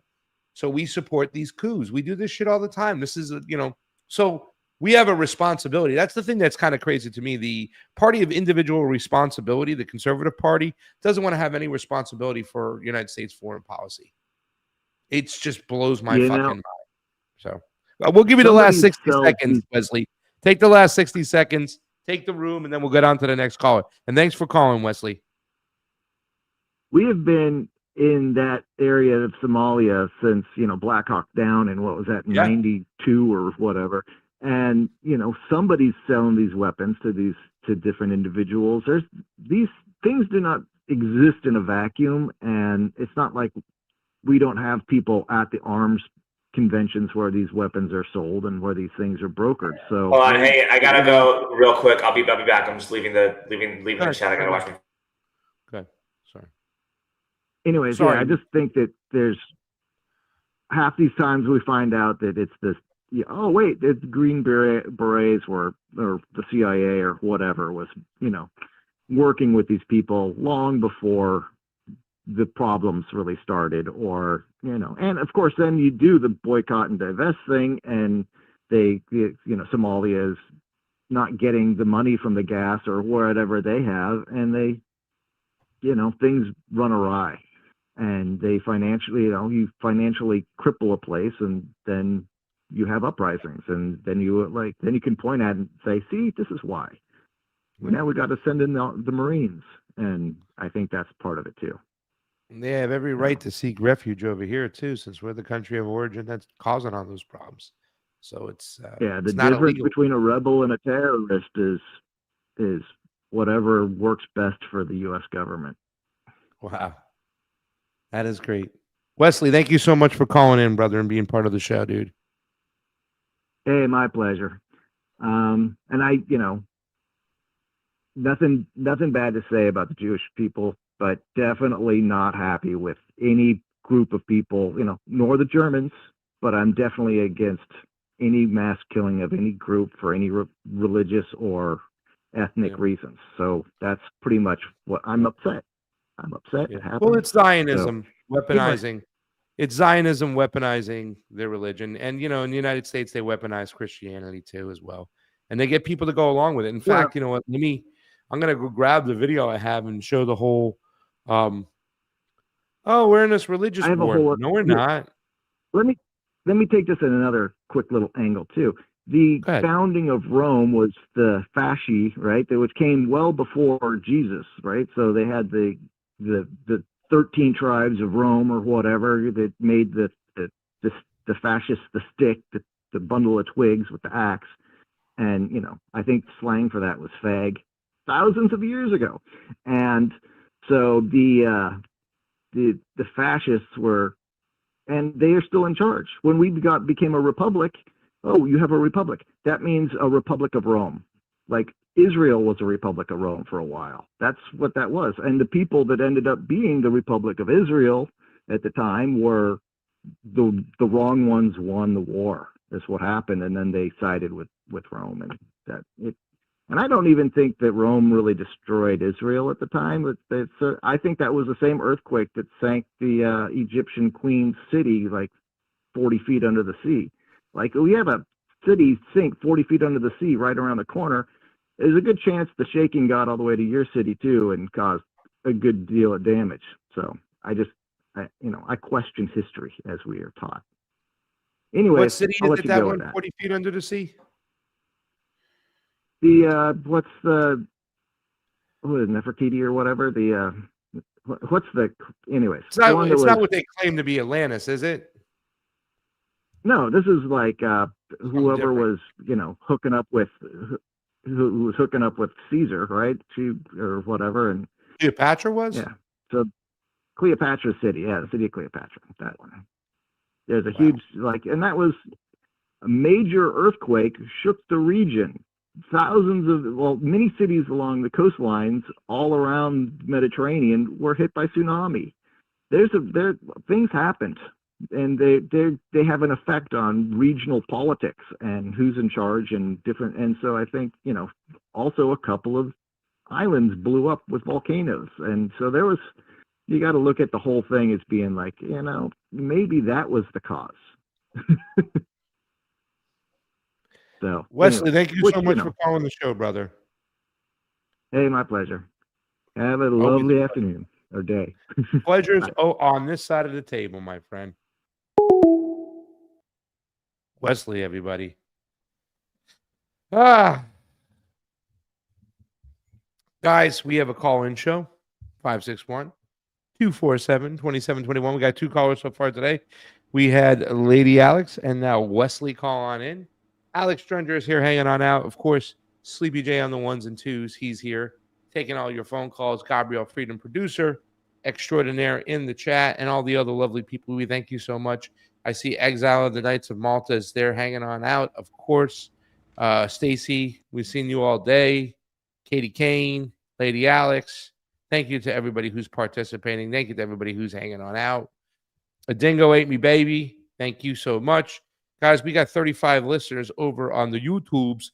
We only got 27 over on the Rumble. Let's get those numbers up. Let's do a like. Let's do a share. We're over 62 people. Right? We hit close to 70. So let's get up to 80 and 85. Let's get that way to that 100 by the time the show ends. Let's share it on out. We were talking about James Fishback running a campaign in Florida for governor. All these guys are praising DeSantis. They love DeSantis. I know there's a lot of people who were looking at Fishback because they felt he was anti-Zionist, because he did have this America First kind of mentality. But he does praise DeSantis all the time.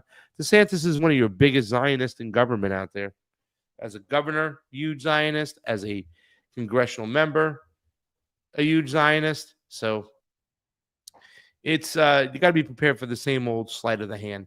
This is the thing that he had talked about. This is the thing I talked about with Nick Cruz, talking about Tyler Oliveira gets his Patreon removed and livelihood destroyed after exposing Jewish Sharia law in the United States. In Lakewood, New Jersey, Jews have taken over public infrastructure and even have their own secret police. Independent content creator Tyler Oliveira had his entire Patreon removed after exposing Jewish Sharia law in the United States. I had summoned the Shamrim Police, the Jewish community's internal police force that receives both federal funding and township funding. Hey, how you guys doing? The Shamrim Police on our back, it felt like we were being policed by a secondary form of law enforcement that seemed to exclusively defend the interests of the Jewish community. In Lakewood, New Jersey, there are Jewish communities that completely taken over public infrastructure. They even have their own secret Jew police while committing massive fraud on the American taxpayer to fund their welfare scheme. And in order to prove that the Jews don't run our country and our finance, they had his entire Patreon removed for exposing Jewish Sharia law. But meanwhile, for some reason, explaining that Jews have a disproportionate amount of power in the United States is treated as an anti-Semitic conspiracy theory. There are some people on the left that don't even like you using the word Jew. Nick Shirley and right-wing content creators often smear and attack the Muslim community without any factual basis. Meanwhile, people are not allowed to call out Jewish supremacy. And have you guys noticed that liberals have no problems calling out Christian nationalism? Meanwhile, they will smear you as an anti-Semite if you mention Jewish supremacy. They oppose Christian nationalism, but support Zionism, which is essentially Jewish nationalism. Is anyone else tired of these blatant double standards? I don't know about you guys, but the idea almost to accept these Jewish supremacists as my master, who I'm not allowed to criticize, is completely absurd. You are out of your goddamn mind if you think I'm going to accept it.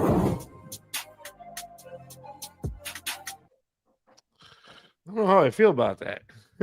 Let's bring Alex Strenger back in. What the hell did I miss? Is that your buddy? That's Nick Cruz. I mean, That's your boy. He's your Tuesday co-host. No, that's Nico House. It is hot. Hot spot together. Yeah. Wait, isn't that the same guy? No, hell no. Come on, I thought that was the same guy. What the fuck? Wait, what? No, Nico looks totally different. No, do us side by side. I thought they were literally the same person. No, it's not. No, dude. Nico's tall as hell. Like Nico House and Nick Cruz. They both work at Hotspot, though. That's the thing. What's Hotspot? That's their outlet thing. Channel, whatever it is. Yeah. Jesus. Those videos. Yeah, that guy's a freaking psychopath. I don't agree with a lot of what he said in that clip. Make Alex Strenger big, or three of us the same size, and let's hear what Alex has to say why he's a psycho. What? I want to see the video again, but this guy just it makes a career out of unilaterally blaming one group of people for all the problems that are going on. It's it's like a hot combination of we gotta eat the rich and tax the billionaires and blame the Jews, and it's just this guy just hodgepodges it all together just so he can get engagement online. It's just. But he's not the only one with that rhetoric nowadays, right? That's starting to build a lot of momentum. Well, it's mainstream. It's becoming mainstream thought, and it's good for and it helps with the Twitter algorithm and it helps. It's good for the algorithm if you're a content creator. The only thing these people care about are their algorithm versus telling the truth, and this is just a symptom of of a greater problem. And people would like argue that people like that you start flagging in trouble. No, nobody's who's getting. If everybody's talking about this one thing, and all it's doing is boosting engagement, no one's getting in trouble at all. That's just a lie. No, people have gotten in trouble. They've been censored and demonetized and taken down. Those were the original people that get censored. Is when you were anti-Zionist, you got in trouble. No, you got censored, or if you questioned COVID efficacy, or if you questioned if you didn't think that we could have gotten the war on terror was a good idea. If we had Facebook in 2003, people who were anti-war would probably be flagged and taken down and have their accounts all messed up and stuff. I would argue that there's so many other factors.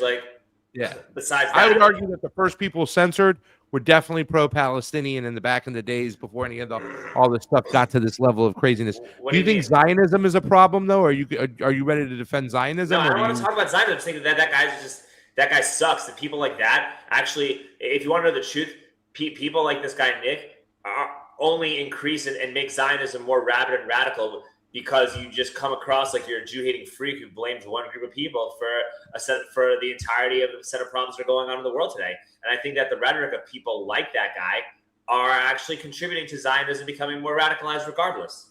Do you think Zionism is a problem?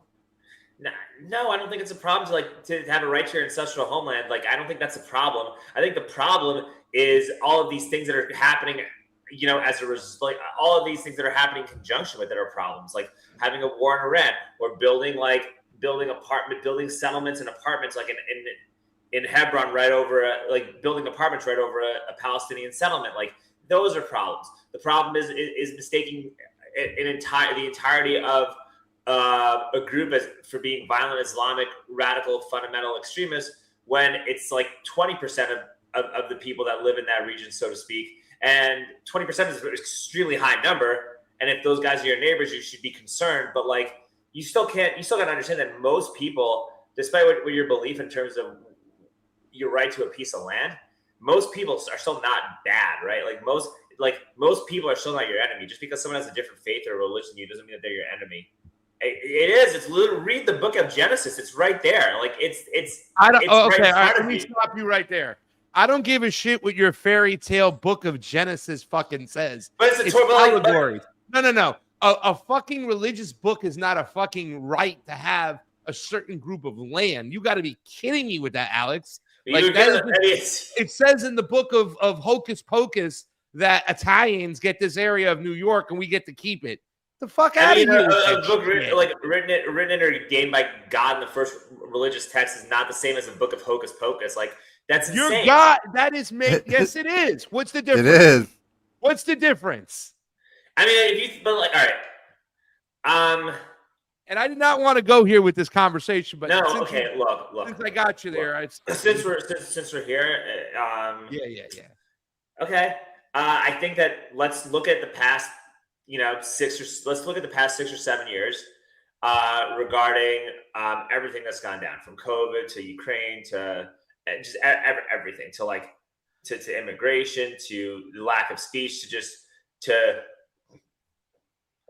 the behavior of political influencers and alternative media, everything, right? Like over the past 7 years, I've realized that like there is no institution, right? Every institution lost its ability to generate faith. Like you can't have faith in institutions to tell you the truth. You can't have faith in the scientific community to help make you healthier and improve quality of life. You can't have faith in the media to tell you the truth about things. You can't have faith in alternative media or dissident media to tell you the truth, because they become co-opted by clicks and audience. I don't know where you're going with this. There's no other. We got a call. Wrap it up. We got a call. Other entity to have faith in aside from God. Like there's literally no other entity.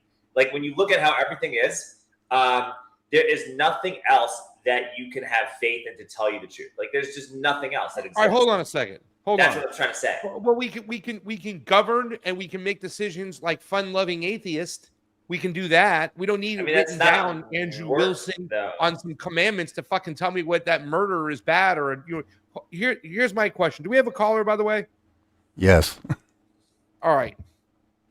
I'm going to suspend the question. I mean, my question was this, and we're going to take the caller. But my question to you was this. Hold on to that thought. Don't give an answer. But we can talk about this when you come back. Let's say, for argument's sakes, I agree with you that land belonged to the Jews, right? Is it justified in the way they are reclaiming that land then? That would be my question. That's another question. Hold on to that. Hold on to that thought. Hold on to that thought. Let's get to the caller. We'll give you a chance to answer that. I love you, Alex. I love all you guys for watching. I love you, Josh. I love you, Gabrielle. And I love this caller. Who are you? Where are you calling from? Hey, Pasta. Yes. Just north of you in the 772. Is? Martin County. Okay. Which name? Who is it?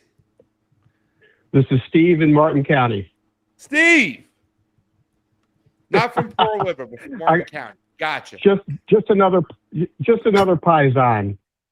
Got it. Hey, I gotta say, as soon as you said the fairy tale book, I was like, damn, at least somebody says it.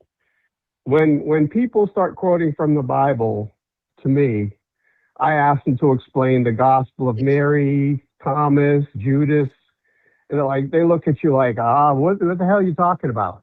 It's like, well, your fairy tale book is not complete, right? With whatever message they were trying to spread back then. So, that's a big deal. Learn your history, Don't just spew it.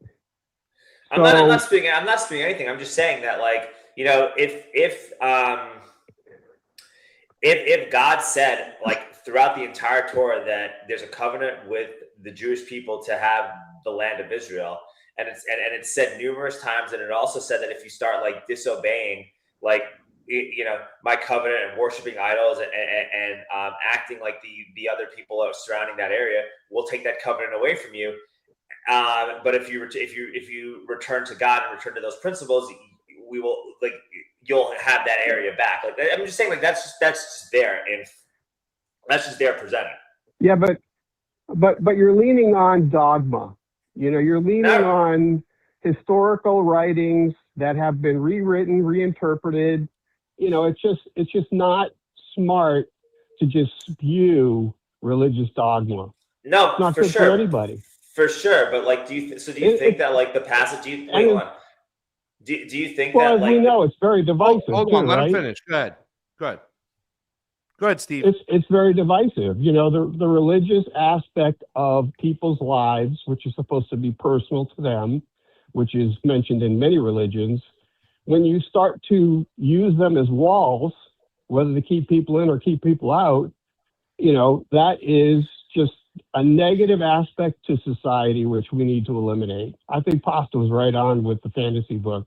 I'm sorry, gotta agree. No, I don't really care. I mean, I'm not like mad or offended or anything like that. I'm just saying that like that is a big component. Like that is a component. And my grandfather came over from it. My grandfather came over from Italy, and he had the Bible open next to him every single day. He would read a passage, and I saw, you know, what the value of that was to him, but also what the value of that was to me as a person who was learning more about the world than he ever did. And I love him for it, but I also admonish the fact that the dogma was what ruled us back in the day. I mean, I don't know. I think that if you understand it and look at this stuff objectively, like it actually becomes like a really good guide for like navigating life and the world around you, and also navigating and like understanding current events in the different contexts. And that's up to the individual, how they interpret it, and how you interpret it and how I interpret it will be completely different sometimes. Sometimes it will align a lot, but at the end of the day, it is written, changed, whatever. Like I said, it could be equivalent to a fairy tale. For sure. You cannot live. Sure. I'm not like coming of a whale for 3 days. I'm not. Snakes do not talk. There was no global flood with animal trainers that took lions and tigers and bears on an ark. I mean, these are things that, you know, you have to accept. And because of that, you should say you have the right to pray to any God you want. You have the right to have any religion in your heart, as long as it doesn't affect or hurt or harm other people. But it will not be used for us to govern, because people have different beliefs for different reasons. We should be ruling this world, this country, like fun-loving atheists. Why? Because we know it's the right thing to do. And number two, we're going to revert to common sense and reality when making those rules, not because Abraham. But morality is not subjective. But morality is not like a subjective. Yeah, I get it, but morality is also not subjective, right? Like it's just, you know, morality is not like when you do that, then morality becomes open to your interpretation of what morality is. And you know, if there's like a strict set of things to do, right, that govern, you know, morality and that govern morality. Last I checked, we're not a theocracy. We're not a theocracy, dude. But I'm not saying that. I'm not saying that. But you're taking away from the fact that men inherently know good from evil, and they do. They realize that they work together, they get more done. There's lots of inherent smart knowledge people inherit just from being people. You don't need a little guidebook, a fantasy storybook to tell you what's right. We've kind of deviated away. I don't know, man. We've kind of been deviating away from God for the past like 70 years, and it doesn't, like, this is not a good direction. So maybe like getting back to that would probably be a net positive for society. That's your opinion. I never said it's a fact. I never said it's a fact. Calm down. Hold on. One at a time. I never said that that's like a fact. I'm just making an observation. Like it's just that's an observation. That's all I said. Is it's a personal observation. But a lot of people share that observation that I have, though, right? Can I say one thing about that? Good. Steve. So one thing about that in the Bible, if you really read it, which I did, you know, when I was little, it says God is in you. So to say you need to go back to God is just leaning back on the dogma that is just building walls between people. If you use the Bible's actual storytelling, the God is in you. Which book though? Because like all of them. No, that's not true. All of them are trying to get to the same place. No, but the one that said God, like because if it's like the New Testament, I haven't read the New Testament. Like the stuff that I've read has just been Well, you're missing the real shit as far as I'm concerned. That's the more Buddhist-like I agree. mentality of Christ. Yeah.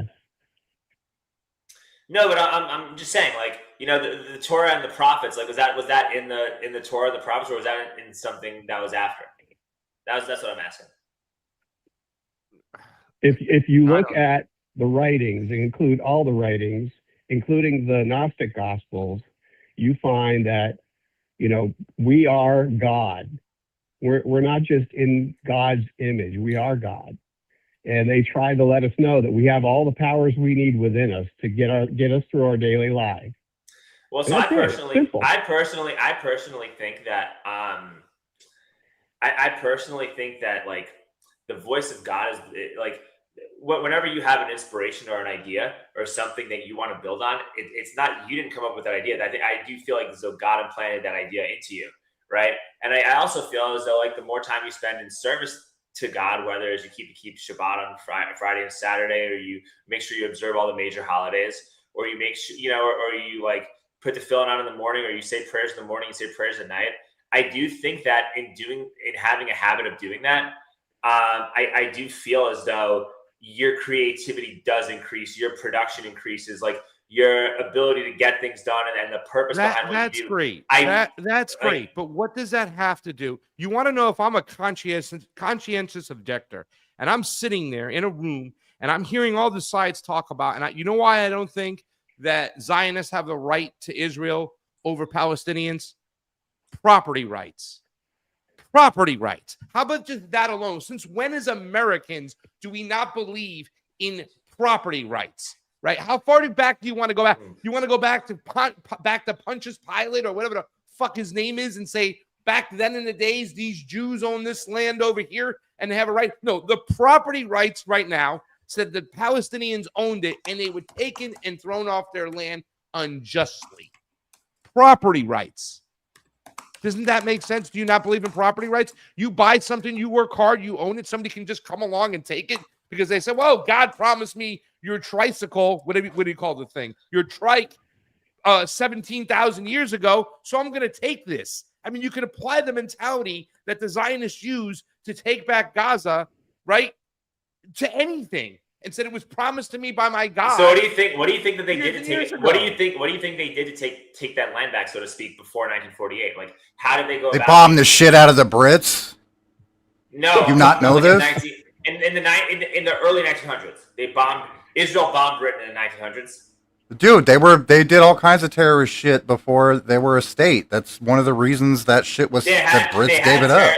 They had terrorist activity, but there was a lot of that stuff that was going on both sides. But like in terms of like, dude, what I'm saying, wait, hold on, wait. I'm referring to Ergon and shit, man. Yeah, I know, but that was in the the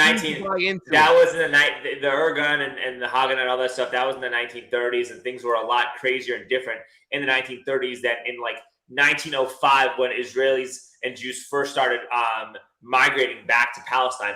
What were they doing? Like, what was happening to the Palestinian people when Jews were migrating back to Palestine in the late 1800s and early 1900s? Were they just like taking it by force down? Like, what was happening? But I'm saying, like, but it's all a build. It's all a build-up. There's different written arguments about it and stuff like that. But just like today, our existence is here in the United States because we wiped out a bunch of Indians.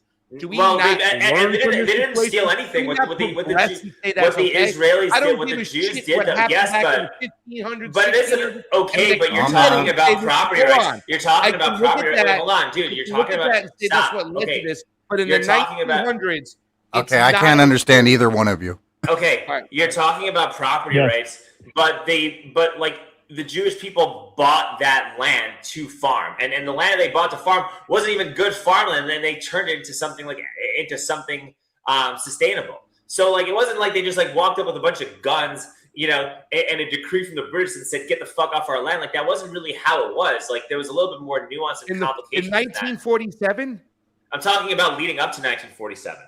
Everything leading up to 1947. And also, you want to know something else? The entire Arab League told the Palestinians to leave that area in 1947, saying that we are all going to come back with a vengeance and take everything back So join up with us. So a big reason why a lot of people did leave is because the Arab League encouraged and enticed a lot of Arabs to Filled with leave. flamethrowers and bayonets and being No, they told to weren't. get No, off they the weren't. fucking No, land no. and then thrown into the Gaza Strip. No, that's bullshit. That's We're not being true. relocated. Yeah, but there were also areas. There were also there were also areas where like, hey man, like you could stay here, like you're good. Like there were Palestinian areas that still just happened to be governed under Jewish and Israeli control. Like they didn't have to leave their houses. No one's told them. No one made them leave. But it's all a symptom. It's all a symptom. Like you can't talk about today. So they get to have Lebanon too. Yesterday. What? They get to have Lebanon too. Does Israel control Lebanon? Or are they controlling certain? They're fucking invading them, dude. They've tried to invade them like 5 times. Did they invade the whole country? Wait, hold on. Was it? Wait. Was it the whole country, or was it a certain segment, Do they get to wear patches? Do they get to wear patches that have pieces of Saudi Arabia, Lebanon, Syria on their side? Do they get to wear those? Did you wake up the baby? I've got to check something real quick. Hold on. Yeah, it was. But Israel did not fully invade Lebanon.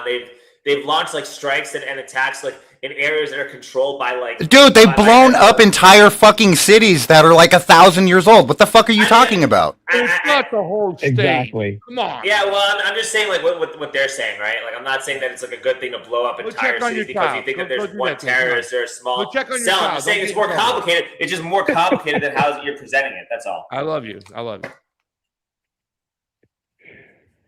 It's a tough position to argue.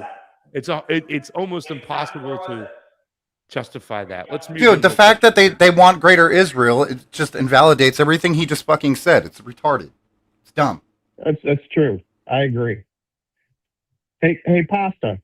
Yes, Steve.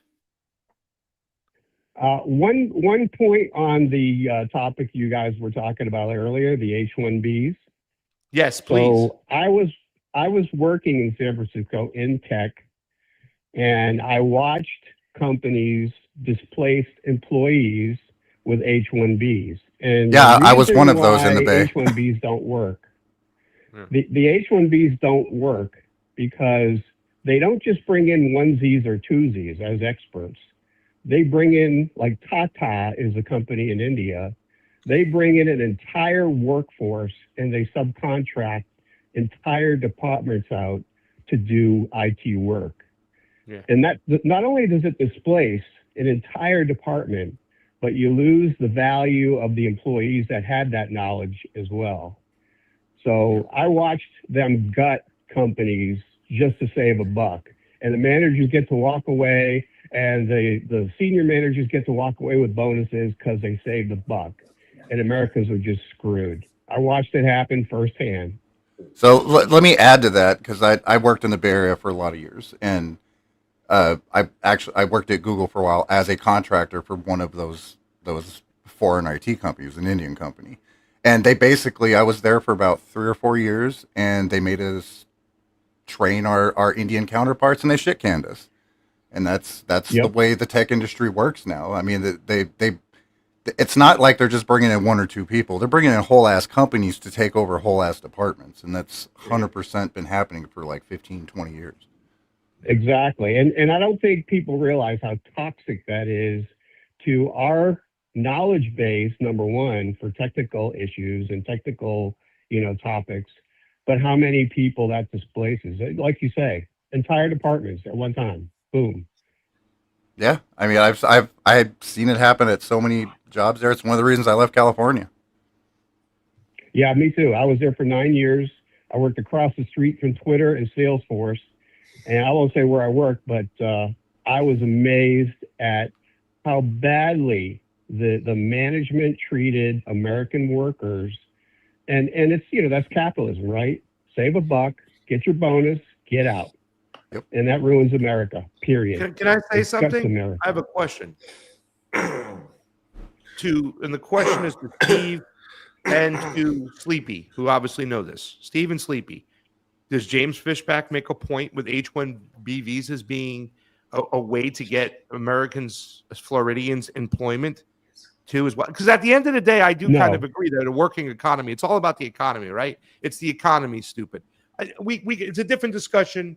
Medicare for all, healthcare for all. I don't think that we should ever give up the buying power that we can do collectively for drugs and resources that we can do with the healthcare system. But that's beside the point. Is he making a point? We'll start off with Steve, since he's our guest calling in, and then Sleepy, you can follow behind. Does James Fishback make a point when he says H-1B visas are a big problem, and if we were to eliminate them and get those jobs to Americans, that would get Americans a decent amount of jobs? Steve, you go first.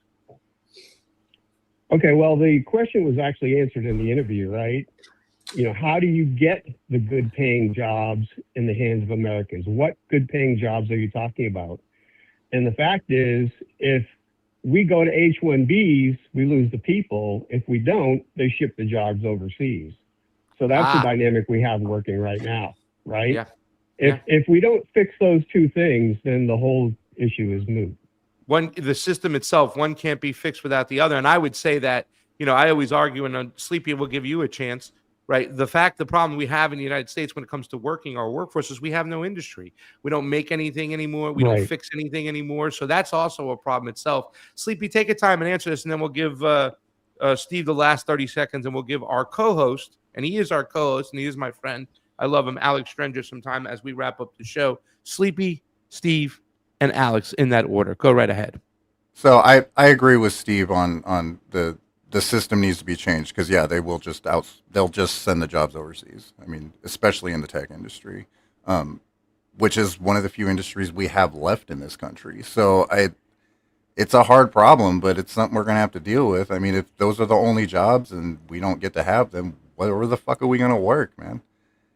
And you can't even hardly find a job at a fucking gas station now. Like, where are these high-paying jobs? Where are the low-paying jobs? Gas station job. That gas station job sucks. Steve, take the last 30 seconds. We got to wrap up the show, my friend. And thank you for calling in. Martin County. Got Floridians on this show. We got to do this Florida meetup. Gabrielle, we got to get this thing together. Gabrielle's been pushing this. You know, she's the little engine that could behind the drive time as far as let's go. And she does it in such a coach way. Let's go, team. Yay. Right? Like, so opposite of my parents be like, what the fuck you do? Get your ass up over there and move. She's like, way to do that well. Go ahead, Steve. I mean, well, Steve, actually, you took my point, because on your earlier shows, you were bringing up the meetups, and I'm like all in. So let us know where we can get together. We'll have coffee. Yeah. We're going to do that. Make sure we get his number, Sleepy, on our I got doc. It. You know, we're gonna have some conversations. Like we said, we're thinking about starting some type of channel, WhatsApp or Telegram or whatnot. We're gonna figure that out. We're gonna still work that through. PastaCon 2026. I think that would be awesome too. Maybe we could do the 7 fishes somewhere. Fun. That would be great. Well, I don't know. We're gonna talk about it though. We got other people who come. But Steve, go ahead. Yeah.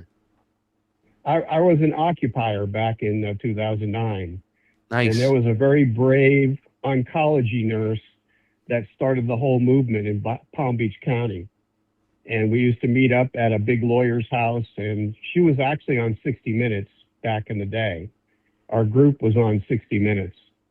And I got to say, you know, there's nothing better than meeting up to gather steam and momentum to get something going. Yeah. We're going to have to get some money, raise some money, got to get some people some flights or some drives or some trains. Steve, thank you so much, brother. Make sure you keep calling in and listening, okay? Appreciate you guys. Take care. Appreciate you. Great caller. Alex, you got a little bit of blood dripping down your nose, and from your eyes, there's a little black eye. Funny. Wow. You're still standing. You're still standing. You're still strong. Let everybody know where they can find you. You weren't that late today, but you were still a little bit late. Sorry, some of us have jobs and yeah. You know what? Like, being on time is a capitalist construct, and we got to really abolish these antiquated, oppressive systems. So I really appreciate you practicing what you preach and allowing me to come on when I'm ready. So this is true equity, and I'm a big fan. That's why I like to co-host. Like, you don't even know. Love you like nobody's business. Free Luigi. Where else can people find? Oh yeah, bro. Actually, what the fuck? Did we talk about that? We're gonna have to. We can't. Okay, okay. Let me bring this up real quick though, because this is kind of how I want to wrap up. I don't understand why he took. And listen, I'm not condoning anything or saying that you should commit violence. I'm not like advocating for that in any capacity. I'm just saying, like, logistically, where we are at as a society with populism hitting record, with populism at record numbers, right? Like on both sides of the aisle, distrust and disgust in oligarchs is at an all-time high. I don't understand why Luigi would plead guilty when I think there was a legitimate shot of like somebody in the jury just saying, no, we're not convicting you. Because I told you this, and I've said this before. And by the way, we're at 82 people, 83 people. That's awesome. Okay, it's not about his innocence or guilty. When somebody does what Luigi did, there's something deep going on, right? What has been going on since it's been happening? You know what's been going on all over the internet from people who support Luigi? They're sharing stories of people that were killed because they were denied a claim, right? And the stories are coming out. They denied the claim. I've said this before. People are sitting there, the media. Oh, Brian Thompson, poor guy, killed in his family. Okay, I get that, and that's disgusting. And I'm not advocating for violence, but the pen is mightier than the sword. And that guy was the lead. His company had more denied claims than any health insurance. I agree. So also they used AI. Also, they were using AI to make these claims, and the AI algorithm that they used was totally flawed. And so, I was thousands of people die every year or go bankrupt because of the system. Somebody wrote something. Let me just show you really quickly as we are wrapping up the show. This is what somebody wrote, right? Look at this really quick. Take a look at this. Let me get where's my Jesus? I hate when you can't find your bookmarks. Where are the bookmarks? History? Here it is. Let me see. Let me bring something up for you. This is what somebody wrote, right? Remember the whole promise that if you just worked hard, you did what you were supposed to do, you kept your head down, and everything would come to place. You would get your house with the white picket fence. Okay. Look at this really quickly right over here. And you tell me, ladies and gentlemen, I'm going to share this right now. So this says, my wife has cancer. It took 5 months to wipe out 20 years of life savings, and that was the insurance. The experience has turned me into a hateful, bitter person. We did everything we were told. We went to college, got degrees, avoided credit card debt, spent wisely, saved a nice chunk of money in savings accounts and retirement accounts, and minded our own business. The U.S. healthcare system took all of our savings and retirement and forced us to refinance our house so that we lost 15 years of equity. This is a country I'm supposed to be proud of. I hate this system and anyone who defends it. That stuff is showing up. Oh, wait, hold on. Go back to that. Go back to that guy. Go back to that guy. Go back to that guy's account. Go back to it. I am right here. All right, go click on his profile. Well, it's not. It's an image. It's an image. Is this person, Luigi Mangione, was right. Sure. Is this and this is a Reddit account? I think that sure. It's not like a TikTok or an Instagram. 3 awards. I don't know. Okay, so first of all, like a lot of this stuff resonates with a lot of people, so I'm not undermining that.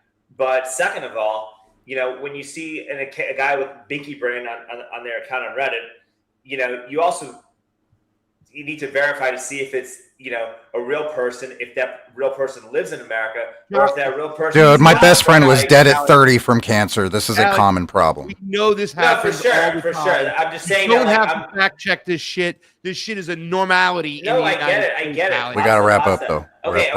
I get all of that. You can find me on X at the Alex Stranger, Rumble, Alex Stranger. You type my name, and you'll find everything you need. Guess who's coming on the show tomorrow? Who, your buddy Nico House? Eric Hollerback is filling in tomorrow. Oh! I wasn't sure with him and you when we went and reviewed pizza and had some good pizza. That was fun. Oh, wait, is he going to do it as Klaus Schwab or as Eric? We're going to save it for the audience. But bro, thank you for joining in today. I'm excited. I don't care that you're late. We got to do the closing though. Okay, yeah. But no, I agree. I just think that like just the last closing note is that like a lot of the stuff that's going out that's being put out online. And this is populist messaging too. It's resonating with everybody. And usually when this type of stuff just starts reaching the masses, it's like it's a sign where you're going to have a massive social upheaval, and these things happen 80 or so years, and these viewpoints wind up circulating and becoming mainstream during these periods. And we're living through a historically significant period, but it's no different than any other historically significant period that has existed all throughout time. It's just the latest chapter in that, and I think that like understanding that Way different. perspective, Way different. It's way different. Way different. Sorry, disagree with you. You think so? No, have changed everything. Human beings another are different. like, We're not relying on these- each other. There's no villages. There's those communes. Yeah, I know. love you. I'm going to let you go People because I got to felt- read the closing remarks. Read the Yeah. closing remarks. Okay, I love it, man. It's very different, my friend, and I love it. I think that there are a lot of similarities. Yes, but it's very different. Love you. Wow. We need a 3-hour show. As we wrap up today's show, let's take a moment to reflect on the importance of diversity of thought and the peace we can cultivate with our neighbors. In a world that often feels divided, it's our differences that can actually bring us together. Every unique perspective, every story shared enriches our collective experience and fosters understanding. Remember, it's okay to disagree. It's how we handle those disagreements that truly matters, and we show that on this show.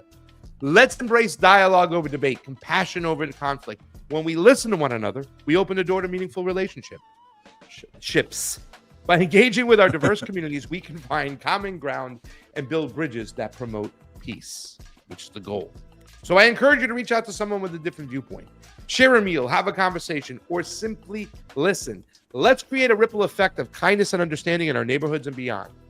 Look, thank you for tuning in today. Remember, together we can celebrate our diversity and pave the way for a brighter, more peaceful future. So until next time, keep that dialogue flowing and the peace growing. I want to thank Alex from New Mexico for calling on in, Wesley from Florida, Claremont, Steve from Martin County, Florida, Sleepy J on the ones and twos. I love you, brother, for always doing this with me. You've been my ride or die guy. The fair's in town. Make sure you go get some cotton candy. I want to thank Gabriel. Dude, it's like $40. Hit up his PayPal so he can buy overpriced cotton candy, everybody. I want to thank Gabriel Freedom for being such a great producer and being the fuel, the liquid fuel for Bobby Boucher. Liquid fuel behind the show. We love you. I want to thank Fred Edward for always hanging on out, being on time, sharing our stuff. I'm waiting in the mail for your cream to get rid of this eczema for good. I'm almost there. I want to thank Alex Strenger for coming on, man. Dude, guys, I love that dude. And yes, I completely disagree with him, and I wish he would wake up for it. And it's hard because when you convince somebody that they are the victim, they'll go along and make excuses for anything. So maybe there's a light at the end of the tunnel. Maybe we can wake some people up. Who knows? At the very least, we'll have conversations. We'll build bridges of peace, and we'll go forth and love one another. I love you all. I'll see you all tomorrow. Until then, peace. Special guest here tomorrow. Special co-host. Come join us. Have some fun.